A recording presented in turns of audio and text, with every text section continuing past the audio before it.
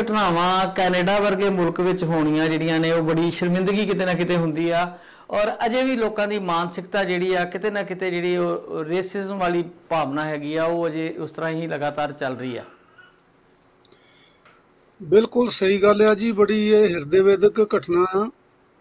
ਕੱਲ ਐਤਵਾਰ ਸ਼ਾਮ ਨੂੰ ਇੱਕ ਪਰਿਵਾਰ, ਮੁਸਲਿਮ ਪਰਿਵਾਰ ਜਿਹੜਾ ਉਹ ਸੈਰ ਕਰ ਰਿਹਾ ਸੀਗਾ ਹਾਂਜੀ। ਤੇ ਕਿਸੇ ਹੇਟਰਡ ਕ੍ਰਾਈਮ ਵਾਲੇ ਬੰਦੇ ਨੇ, ਨਫ਼ਰਤ ਫੈਲਾਉਣ ਵਾਲੇ ਨੇ ਆਪਣੀ ਨਫ਼ਰਤ ਦਾ ਸ਼ਿਕਾਰ ਹੋ ਕੇ ਉਹਨਾਂ ਦੇ ਉੱਤੇ ਟਰੱਕ ਚੜ੍ਹਾਤਾ ਔਰ ਉਹਦੇ ਵਿੱਚ 4 ਜੀ ਜਿਹੜੇ ਹੈਗੇ ਆ ਪਰਿਵਾਰ ਦੇ ਉਹ ਮਾਰੇ ਗਏ, ਜਿਨ੍ਹਾਂ ਦੇ ਵਿੱਚ 74 ਸਾਲ ਦੀ ਇੱਕ ਔਰਤ ਹੈ, ਇੱਕ 46 ਸਾਲ ਦਾ ਮਰਦ ਹੈ, 44 ਸਾਲ ਦੀ ਔਰਤ ਹੈ ਇੱਕ, ਤੇ ਇੱਕ ਕੁੜੀ ਆ। ਸੋ ਇਹ ਬੜੀ ਦੁਖਦਾਈ ਘਟਨਾ ਹੈਗੀ ਆ ਔਰ ਦੁਖਦਾਈ ਤੋਂ ਵੀ ਗਾਂਹ ਇਹ ਬੜੀ ਪ੍ਰੋਵੋਕੇਟਿਵ ਵੀ ਹੈਗੀ ਆ, ਕਿਉਂਕਿ ਜਦੋਂ ਕਿਸੇ ਵੀ ਇੱਕ ਕਮਿਊਨਿਟੀ ਨੂੰ ਇਸ ਤਰੀਕੇ ਨਾਲ ਸ਼ਿਕਾਰ ਬਣਾਇਆ ਜਾਂਦਾ, ਮਾਸ ਕਿਲਿੰਗ ਕੀਤੀ ਜਾਂਦੀ ਆ, ਤਾਂ ਉਹਦੇ ਪ੍ਰਤੀਕਰਮ ਜਿਹੜੇ ਹੈਗੇ ਆ ਉਹ ਵੀ ਬੜੇ ਖਤਰਨਾਕ ਹੋਣ ਦੀ ਸੰਭਾਵਨਾ ਹੁੰਦੀ ਆ।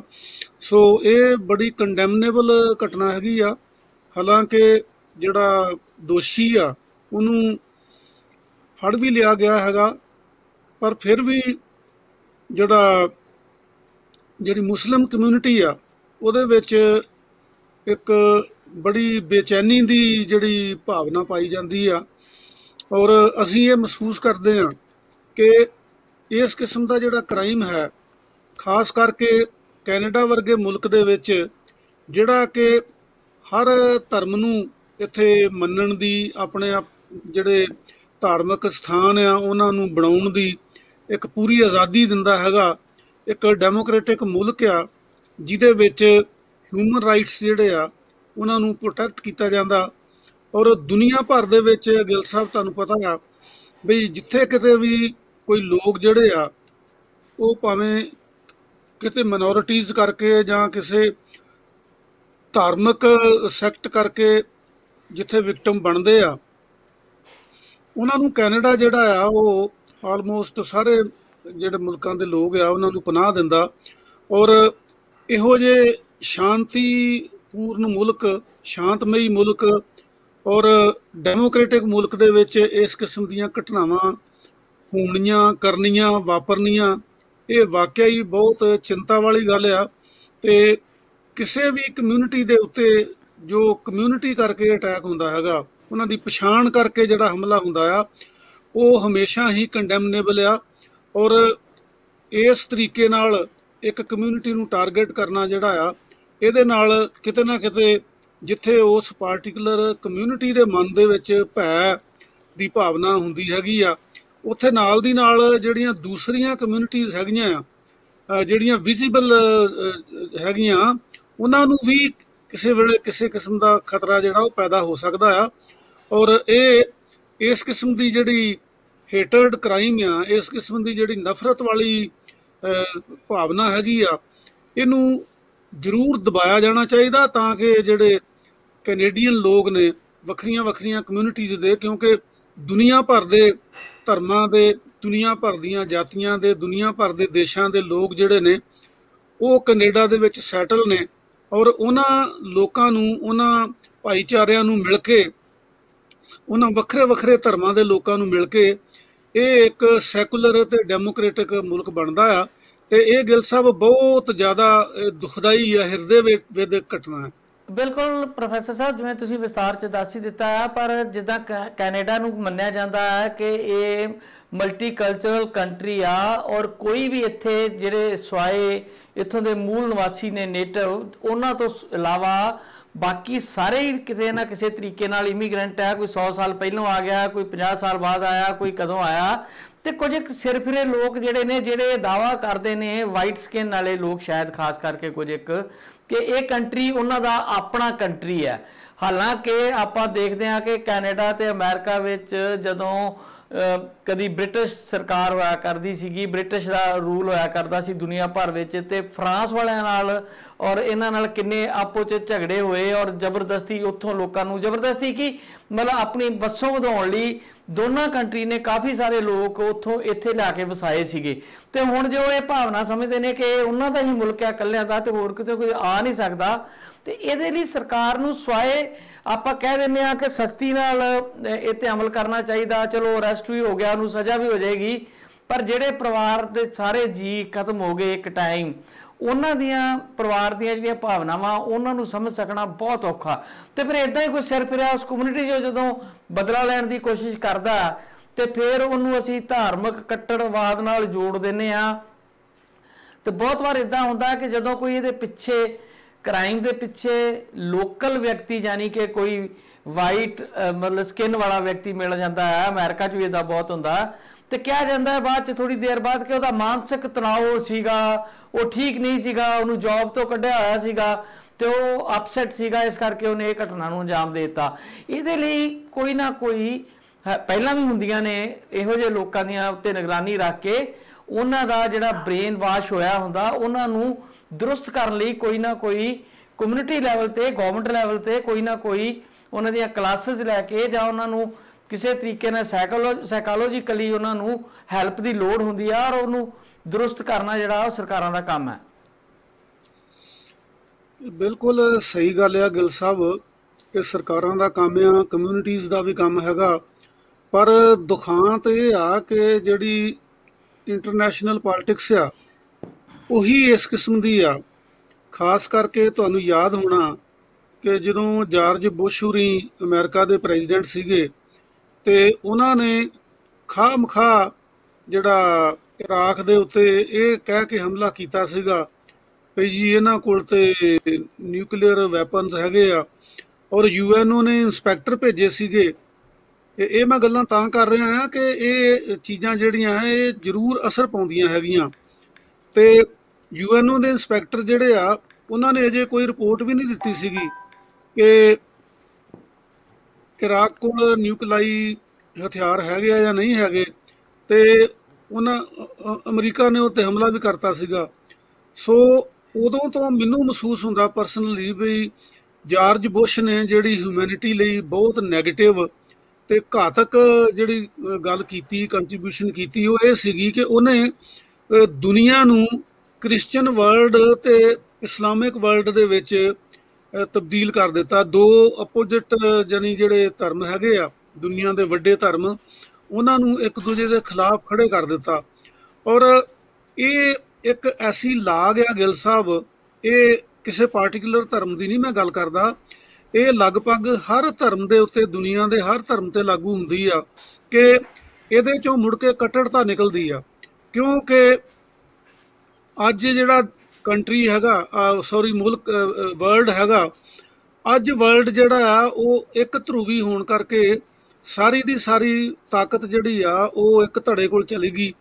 ਤੇ ਬਹੁ ਧਰੂਵੀ ਦੇ ਵਿੱਚ ਜਦੋਂ ਦੋ ਧੜੇ ਸੀਗੇ, ਇੱਕ ਸੋਵੀਅਤ ਯੂਨੀਅਨ ਦੀ ਅਗਵਾਈ ਵਾਲਾ ਸੀਗਾ, ਇੱਕ ਅਮਰੀਕਾ ਦੀ ਅਗਵਾਈ ਵਾਲਾ, ਤੇ ਸੋਵੀਅਤ ਯੂਨੀਅਨ ਦੀ ਜਿਹੜੀ ਬਹੁਤੀ ਟੇਕ ਸੀਗੀ ਉਹ ਨਵੇਂ ਆਜ਼ਾਦ ਹੋਏ ਮੁਲਕਾਂ ਤੇ ਸੀਗੀ, ਔਰ ਉਹ ਇਸ ਕਿਸਮ ਦੀਆਂ ਘਟਨਾਵਾਂ ਜਿਹੜੀਆਂ ਉਹਨਾਂ ਨੂੰ ਰਾਜਨੀਤੀ ਹਰ ਇੱਕ ਦੀ ਹੁੰਦੀ ਆ, ਪਰੰਤੂ ਉਹਨਾਂ ਦੀ ਕੋਈ ਇਸ ਕਿਸਮ ਦੀ ਧਾਰਮਿਕ ਕੱਟੜਤਾ ਵਾਲੀ ਨੀਤੀ ਨਹੀਂ ਸੀਗੀ।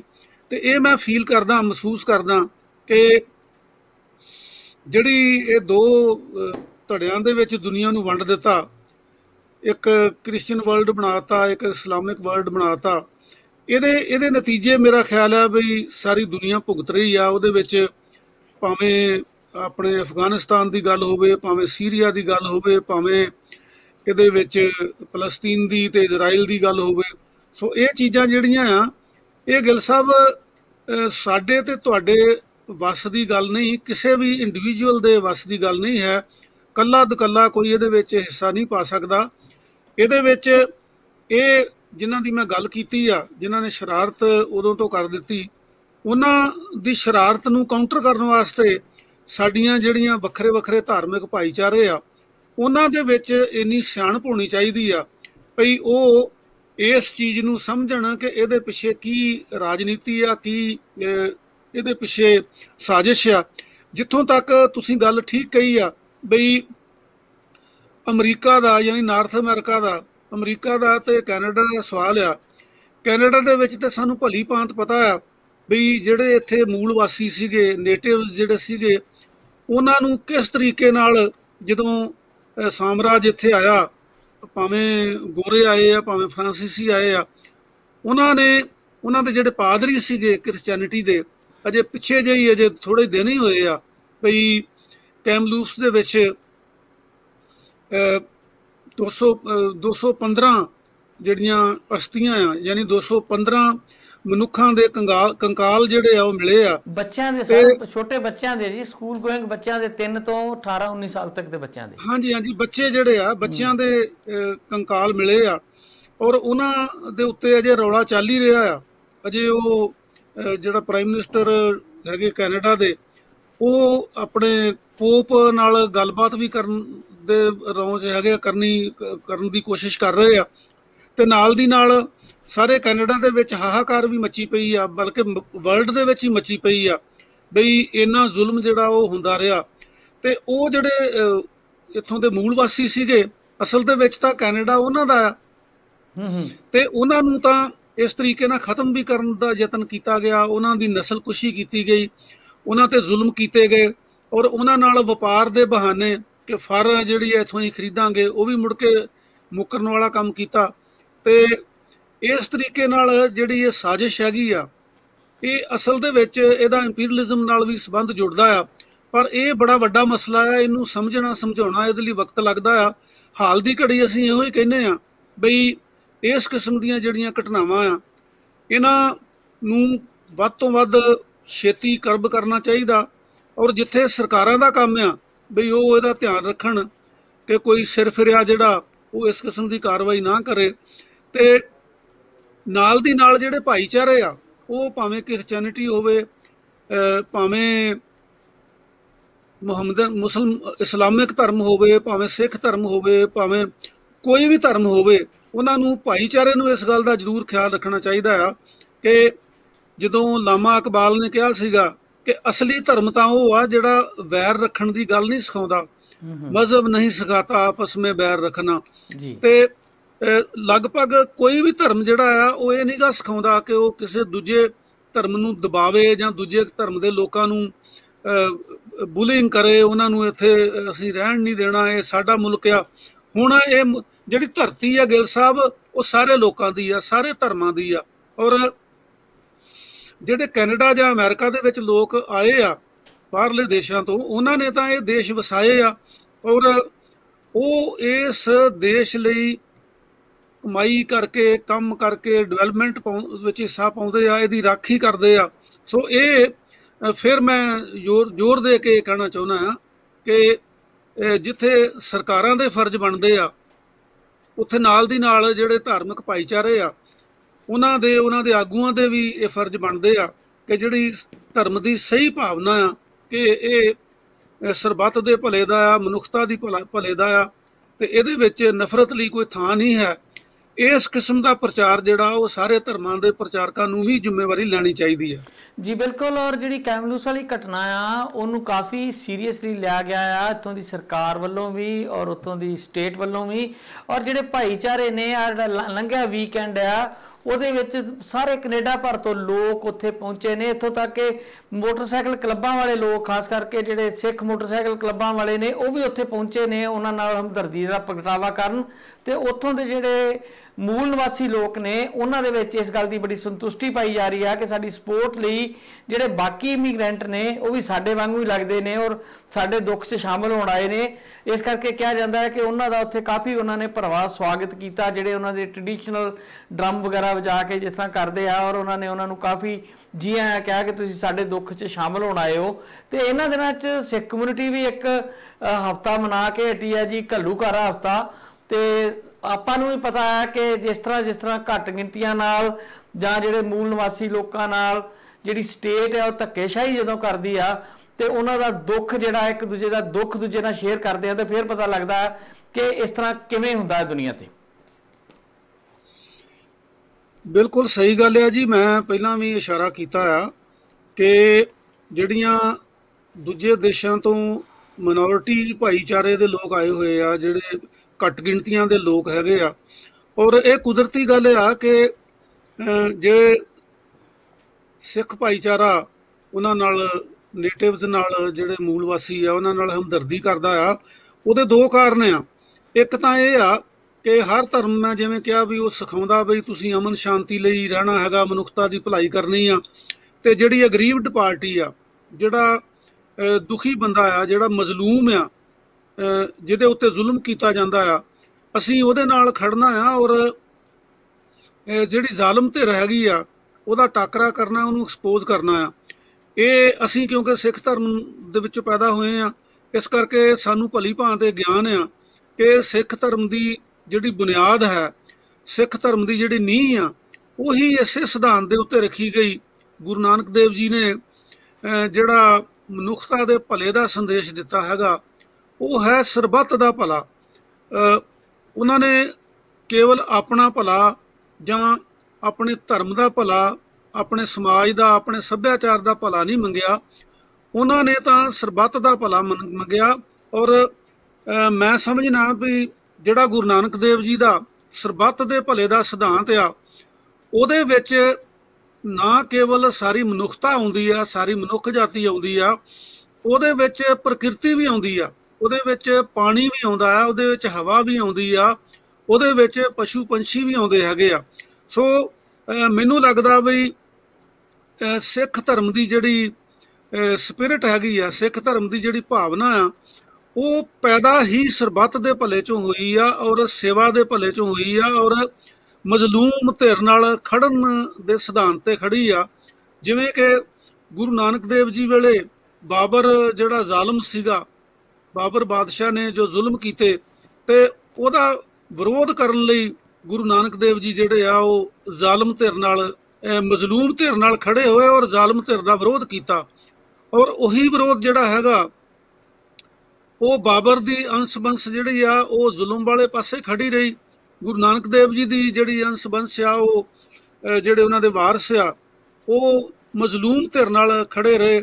ਔਰ ਅੱਜ ਵੀ ਇਹ ਗਿੱਲ ਸਾਹਿਬ ਬੜੇ ਮਾਣ ਵਾਲੀ ਗੱਲ ਹੈ ਕਿ ਆ ਜਿਹੜਾ ਕਿਸਾਨੀ ਅੰਦੋਲਨ ਚੱਲ ਰਿਹਾ ਹੈਗਾ, ਇਹਦੇ ਵਿੱਚ ਵੀ ਇਹੀ ਜਿਹੜਾ ਫਲਸਫਾ ਹੈਗਾ, ਇਹੀ ਜਿਹੜਾ ਸਿਧਾਂਤ ਹੈਗਾ, ਉਹ ਕੰਮ ਕਰਦਾ ਦਿਖਾਈ ਦਿੰਦਾ ਆ।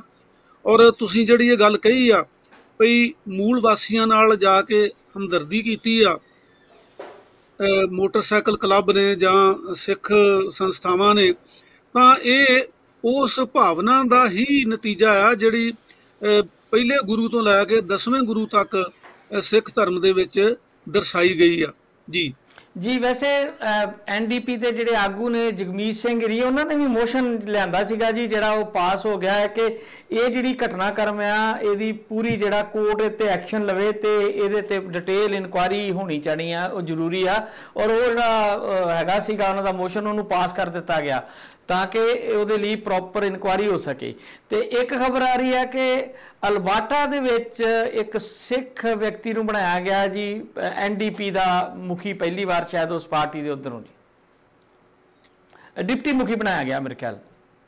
ਬੜੀ ਚੰਗੀ ਗੱਲ ਹੈ ਜੀ। ਇਹਦੇ ਵਿੱਚ ਜਿੱਥੇ ਪੰਜਾਬੀ ਕਮਿਊਨਿਟੀ ਲਈ, ਖਾਸ ਕਰਕੇ ਸਿੱਖ ਕਮਿਊਨਿਟੀ ਲਈ ਇਹ ਮਾਣ ਵਾਲੀ ਗੱਲ ਆ, ਉੱਥੇ ਨਾਲ ਦੀ ਨਾਲ ਇਹ ਇੱਕ ਜ਼ਿੰਮੇਵਾਰੀ ਵਾਲੀ ਗੱਲ ਵੀ ਹੈਗੀ ਆ ਕਿ ਸਰਦਾਰ ਜਗਮੀਤ ਸਿੰਘ, ਜਿਹੜੇ ਕਿ ਜਿਨ੍ਹਾਂ ਨੇ ਇੱਥੇ ਬਰੈਂਪਟਨ ਤੋਂ ਹੀ, GTA ਤੋਂ ਹੀ ਆਪਣੀ ਸਿਆਸਤ ਜਿਹੜੀ ਆ ਸ਼ੁਰੂ ਕੀਤੀ, ਔਰ NDP ਜਿਹੜੀ ਨੈਸ਼ਨਲ ਪਾਰਟੀ ਆ ਉਹਦੇ ਉਹ ਆਗੂ ਬਣੇ ਆ।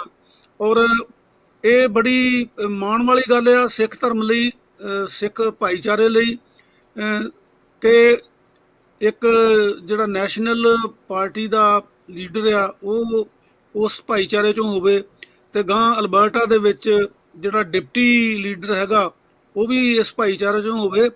ਇਹਦੇ ਨਾਲ ਜਿੱਥੇ ਗਿੱਲ ਸਾਹਿਬ ਮਾਣ ਵੱਧਦਾ ਆ, ਉੱਥੇ ਨਾਲ ਦੀ ਨਾਲ ਜ਼ਿੰਮੇਵਾਰੀ ਵੀ ਵੱਧਦੀ ਆ ਕਿ ਜਿਵੇਂ ਇਹ ਹੁਣੇ ਆਪਾਂ ਗੱਲ ਕਰਕੇ ਹਟੇ ਆ ਵੀ ਕਿਸੇ ਵੀ ਧਰਮ ਦੇ ਵਿੱਚ ਨਫ਼ਰਤ ਫੈਲਾਉਣੀ ਔਰ ਹੇਟਡ ਕ੍ਰਾਈਮ ਵਰਗੀਆਂ ਗੱਲਾਂ ਹੋਣੀਆਂ, ਤੇ ਇਸੇ ਤਰ੍ਹਾਂ ਸਰਦਾਰ ਜਗਮੀਤ ਸਿੰਘ ਦੀ ਜਿਹੜੇ ਉਹ ਸਿੱਖ ਉਹਨਾਂ ਨੇ ਅਲਬਰਟਾ ਦੇ ਵਿੱਚ ਡਿਪਟੀ ਲੀਡਰ ਬਣਾਏ ਆ, ਉਹਨਾਂ ਸਮੇਤ ਸਾਰੇ ਸਿੱਖ ਭਾਈਚਾਰੇ ਦਾ ਇਹ ਫਰਜ਼ ਬਣਦਾ ਆ ਕਿ ਇਹ ਇੱਕ ਮਾਣ ਵੀ ਆ ਤੇ ਇੱਕ ਜ਼ਿੰਮੇਵਾਰੀ ਵੀ ਆ।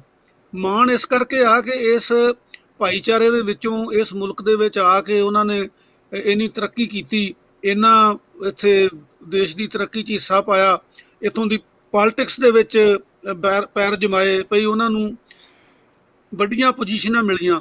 ਤੇ ਜ਼ਿੰਮੇਵਾਰੀ ਇਹ ਆ ਵੀ ਕੋਈ ਵੀ ਜਿਹੜੇ ਕਮਿਊਨਿਟੀ ਦੇ ਅਨਸਰ ਆ ਉਹ ਇਸ ਕਿਸਮ ਦੀ ਗੱਲ ਨਾ ਕਰਨ ਜਿਹਦੇ ਨਾਲ ਜਿਹੜਾ ਭਾਈਚਾਰਾ ਆ ਉਹਦੀ ਸਾਖ ਨੂੰ ਕੋਈ ਦਾਗ ਲੱਗੇ ਜਾਂ ਕੋਈ ਇਸ ਕਿਸਮ ਦੀ ਗੱਲ ਜਿਹੜੀ ਆ ਉਹਨਾਂ ਦੇ ਸੰਬੰਧ 'ਚ ਹੋਵੇ। ਇਹ ਨਾਲ ਦੀ ਨਾਲ ਉਹਨਾਂ ਦੀ ਜਿੱਥੇ ਤਰੱਕੀ ਹੋਈ ਆ, ਮਾਣ ਹੋਇਆ, ਉਹ ਵਧੀਆ ਗੱਲ ਆ, ਪਰ ਨਾਲ ਦੀ ਨਾਲ ਜ਼ਿੰਮੇਵਾਰੀ ਵੀ ਵਧੀ ਆ ਕਿ ਆਪਣੇ ਭਾਈਚਾਰੇ ਨੂੰ ਉਹ ਇਸ ਕਿਸਮ ਦਾ ਸੰਦੇਸ਼ ਦੇਣ, ਇਸ ਤਰੀਕੇ ਨਾਲ ਵਿਚਰਨ ਦੀ ਗੱਲ ਕਰਨ ਬਈ ਕੈਨੇਡਾ ਜਿਹੜਾ ਆ ਉਹ ਮਾਣ ਕਰ ਸਕੇ, ਕਦੀ ਵੀ ਕਿਸੇ ਦੇ ਉੱਤੇ ਕੋਈ ਕਿਸੇ ਕਿਸਮ ਦੀ ਉਂਗਲ ਜਿਹੜੀ ਆ ਉਹ ਨਾ ਉੱਠ ਸਕੇ। ਜੀ ਪ੍ਰੋਫੈਸਰ ਸਾਹਿਬ, ਜਿਹੜਾ ਕੋਵਿਡ-19 ਨੂੰ ਲੈ ਕੇ ਕਾਫੀ ਜ਼ਿਆਦਾ ਮੁਸ਼ਕਲਾਂ ਦਾ ਸਾਹਮਣਾ ਕਰਨਾ ਪਿਆ ਸਾਰੀ ਦੁਨੀਆ ਨੂੰ, ਉਹ 'ਚ ਕੈਨੇਡਾ ਵੀ ਸ਼ਾਮਲ ਆ।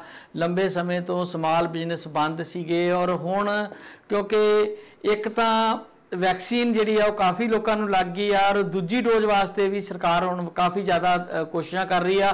ਹੁਣ ਇਹ ਹੋ ਰਿਹਾ ਹੈ ਕਿ 70 ਸਾਲ ਵਾਲੇ ਵਿਅਕਤੀ ਜਿਹੜੇ ਆ ਉਹਨਾਂ ਦੀ ਰੀਬੁਕਿੰਗ ਹੋ ਰਹੀ ਆ ਅਰਲੀ, ਮਤਲਬ ਜਿਹੜੇ ਪਹਿਲਾਂ ਡੇਟਾਂ ਦਿੱਤੀਆਂ ਸੀਗਾ ਸੈਕੰਡ ਡੋਜ਼ ਵਾਸਤੇ ਉਹ ਜਲਦੀ ਬੁਕਿੰਗ ਕਰਾ ਸਕਦੇ ਆ, ਜਾਂ ਕੋਈ ਵੀ ਵਿਅਕਤੀ ਜਿਹਨੇ 17 ਅਪ੍ਰੈਲ ਤੋਂ ਪਹਿਲਾਂ, ਇਹ ਖਬਰ ਆ ਰਹੀ ਹੈ ਕਿ 17 ਅਪ੍ਰੈਲ ਤੋਂ ਪਹਿਲਾਂ ਲਵਾਈ ਹੋਈ ਆ ਵੈਕਸੀਨ ਦੀ ਪਹਿਲੀ ਡੋਜ਼, ਤੇ ਉਹ ਆਪਣੀ ਰੀਬੁਕਿੰਗ ਕਰ ਸਕਦਾ, ਜਲਦੀ ਉਹਨੂੰ ਜਿਹੜੀ ਆ ਉਹ ਮਿਲ ਸਕਦੀ ਹੈ ਕਿਉਂਕਿ ਫਾਈਜ਼ਰ ਦੀਆਂ ਕਾਫੀ ਸਾਰੀਆਂ ਜਿਹੜੀਆਂ ਵੈਕਸੀਨ ਆ ਹੋਰ ਮਿਲ ਗਈਆਂ ਸੀ।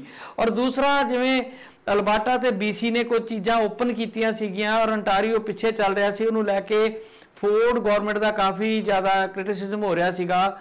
ਇਹਨੂੰ ਲੈ ਕੇ ਕੁਝ ਖੁੱਲ੍ਹਾ ਆਉਣ ਵਾਲੇ ਦਿਨਾਂ 'ਚ ਆਪਾਂ ਵੇਖਣ ਨੂੰ ਮਿਲ ਸਕਦੀਆਂ ਨੇ। ਸਕੂਲ ਵਗੈਰਾ ਵਾਪਸ ਖੁੱਲ੍ਹਣ ਦੀਆਂ ਸੰਭਾਵਨਾਵਾਂ ਬਣ ਰਹੀਆਂ ਨੇ ਔਰ ਡਾਈਨਿੰਗ ਇਨ ਜਿਹੜੇ ਆ ਰੈਸਟੋਰੈਂਟ ਵਗੈਰਾ, ਕਿਉਂਕਿ ਲੋਕੀ ਬੜੇ ਅੱਕੇ ਪਏ ਆ ਤੇ ਉਹਦੇ ਲਈ ਜਿਹੜੀਆਂ ਨੇ ਉਹ ਖੁੱਲ੍ਹਣ ਦੀ ਸੰਭਾਵਨਾ ਹੈ ਕਿ ਇੱਕ ਟੇਬਲ ਤੇ 4 ਵਿਅਕਤੀ ਬਹਿ ਕੇ ਖਾਣਾ ਖਾ ਸਕਣਗੇ। ਥੋੜਾ ਡਿਸਟੈਂਸ ਰੱਖਣਾ ਪਏਗਾ ਵੈਸੇ, ਪਰ ਕਈ ਚੀਜ਼ਾਂ ਖੁੱਲ੍ਹ ਜਾਣਗੀਆਂ। ਦੂਜੇ ਪਾਸੇ ਜਿਹੜਾ ਇੱਥੋਂ ਦਾ ਟ੍ਰੈਡੀਸ਼ਨ ਹੈ ਕਿ ਸਮਰ ਜਿਹੜੀਆਂ ਨੇ ਉਹ 5-4 ਮਹੀਨੇ ਜਿਹੜੇ ਆ ਬੜੇ ਲੋਕ ਇੰਜੋਏ ਕਰਦੇ ਨੇ, ਟੂਰਿਜ਼ਮ ਹੁੰਦਾ ਆ, ਪਾਰਕਾਂ 'ਚ ਜਾਂਦੇ ਨੇ, ਕੈਂਪਿੰਗ ਹੁੰਦੀਆਂ ਨੇ, ਤੇ ਉਹਦੇ ਲਈ ਲੋਕਾਂ 'ਚ ਬੜਾ ਭਾਰੀ ਉਤਸ਼ਾਹ ਆ। ਆਹ ਵਾਲਾ ਲੌਂਗ ਵੀਕਐਂਡ ਤੇ ਲੰਘ ਗਿਆ ਮਈ ਵਾਲਾ, ਹੁਣ ਜੁਲਾਈ 'ਚ ਜਿਹੜਾ ਜੁਲਾਈ ਦੇ ਐਂਡ ਵਿੱਚ ਆਉਣਾ ਆ, ਉਹਦੇ ਲਈ ਭਾਰੀ ਉਤਸ਼ਾਹ ਹੈ ਜੀ। ਮੈਂ ਦੇਖ ਰਿਹਾ ਦੋਸਤ ਮਿੱਤਰ ਸਾਰੇ ਇੱਕ ਦੂਜੇ ਨੂੰ ਫੋਨ ਕਰਕੇ ਕਹਿ ਰਹੇ ਆ ਕੈਂਪਿੰਗ ਸਾਈਟ ਬੁਕਿੰਗ ਕਰਾ ਲਈ ਜਾਵੇ, ਔਰ ਕੈਂਪਿੰਗ ਸਾਈਟ ਕਿਤੇ ਮਿਲ ਨਹੀਂ ਰਹੀਆਂ ਲੱਗਦੀਆਂ, ਸਭ ਬੁਕਿੰਗ ਪਹਿਲਾਂ ਹੋਈਆਂ ਪਈਆਂ। ਲੋਕ ਬੜੇ ਅੰਦਰ ਹੀ ਡੱਕੇ ਪਏ 1.5-2 ਸਾਲ ਤੋਂ, ਔਰ ਸਭ ਦਾ ਮਨ ਹੈ ਕਿ ਹੁਣ ਉਡਾਰੀ ਮਾਰੀ ਜਾਵੇ ਬਾਹਰ। ਇਹ ਮੇਰਾ ਖਿਆਲ ਜੂਨ ਦੇ ਵੀਕਐਂਡ ਦੀ ਤੁਸੀਂ ਗੱਲ ਕਰ ਰਹੇ ਆ, ਜਿਹੜਾ ਜੁਲਾਈ ਕਿਹਾ ਗਿਆ ਨਾ ਤੁਹਾਡੇ ਕੋਲੋਂ। ਹਾਂਜੀ, ਇਹ ਜੂਨ ਦੇ ਵੀਕਐਂਡ ਦੀ ਤੁਸੀਂ ਗੱਲ ਕਰ ਰਹੇ ਆ ਬਈ ਜਿਹੜਾ ਜੂਨ ਦਾ ਵਿੱਚ ਆਖਰੀ ਵੀਕਐਂਡ ਆਉਣਾ ਹੈਗਾ, ਬਈ ਉਹਦੇ ਵਿੱਚ ਇਹ ਸਾਈਟ ਵਗੈਰਾ ਨਹੀਂ ਮਿਲ ਰਹੀਆਂ। ਇਹ ਤੁਹਾਡੀ ਸਹੀ ਗੱਲ ਆ ਜੀ ਕਿ ਉਹ ਕਿਸੇ ਨੇ ਉਹ ਇੱਕ ਕਵਿਤਾ ਦੀ ਲਿਖੀ ਹੈਗੀ ਆ ਪੈਰੋਡੀ, ਬਈ ਅੰਦਰ ਰਹਿ ਥੱਕ ਗਏ ਆ, ਟੀਂਡਿਆਂ ਵਾਂਗੂ ਪੱਕ ਗਏ ਆ, ਹੁਣ ਤੇ ਕਿਤੇ ਕਰੋਨਾ ਜਾ ਵਾਲੀ ਗੱਲ ਹੈਗੀ ਆ। ਸੋ ਇਹ ਗੱਲ ਠੀਕ ਹੈਗੀ ਆ। ਜਿਹੜੀ ਵੈਕਸੀਨ ਦੀ ਗੱਲ ਹੈਗੀ ਆ ਉਹ ਤੁਸੀਂ ਚੰਗਾ ਕੀਤਾ ਜਾਣਕਾਰੀ ਦੇ ਰਹੇ ਆ। ਉਹ ਜਿਹੜੀ ਆ ਜੀ ਉਹ ਹੁਣ 70 ਸਾਲ ਦੀ ਉਮਰ ਵਾਲੀ ਗੱਲ ਨਹੀਂ ਗੀ ਹੈਗੀ। ਹੁਣ ਇਹ ਆ ਕਿ ਜਿਨ੍ਹਾਂ ਨੂੰ 18 ਅਪ੍ਰੈਲ ਤੋਂ ਪਹਿਲਾਂ ਦੀ ਪਹਿਲੀ ਵੈਕਸੀਨ ਲੱਗ ਗਈ ਆ ਨਾ, ਉਹ ਹੁਣ ਆਪਣੀ ਅਪੁਆਇੰਟਮੈਂਟ ਲੈ ਸਕਦੇ ਆ। ਤੇ ਮੈਂ ਵੀ ਅੱਜ ਹੀ ਅਪੁਆਇੰਟਮੈਂਟ ਲਈ ਆ। ਮੈਨੂੰ ਪਹਿਲਾ ਜਿਹੜਾ ਸਕੈਜੂਅਲ ਸੀਗਾ, ਮੈਨੂੰ ਕਿਉਂਕਿ 10 ਅਪ੍ਰੈਲ ਨੂੰ ਮੈਂ ਇੰਜੈਕਸ਼ਨ ਲੱਗਿਆ ਸੀਗਾ ਤੇ ਮੇਰਾ ਬਣਦਾ ਸੀਗਾ ਜੀ 31 ਜੁਲਾਈ, ਤੇ ਉਹ ਹੁਣ ਮੈਂ ਨਵੀਂ ਬੁਕਿੰਗ ਕਰਾਈ ਆ, ਉਹਦੇ ਮੁਤਾਬਕ ਮੈਨੂੰ 15 ਜੂਨ ਦੀ ਤਰੀਕ ਜਿਹੜੀ ਉਹ ਮਿਲ ਗਈ ਆ।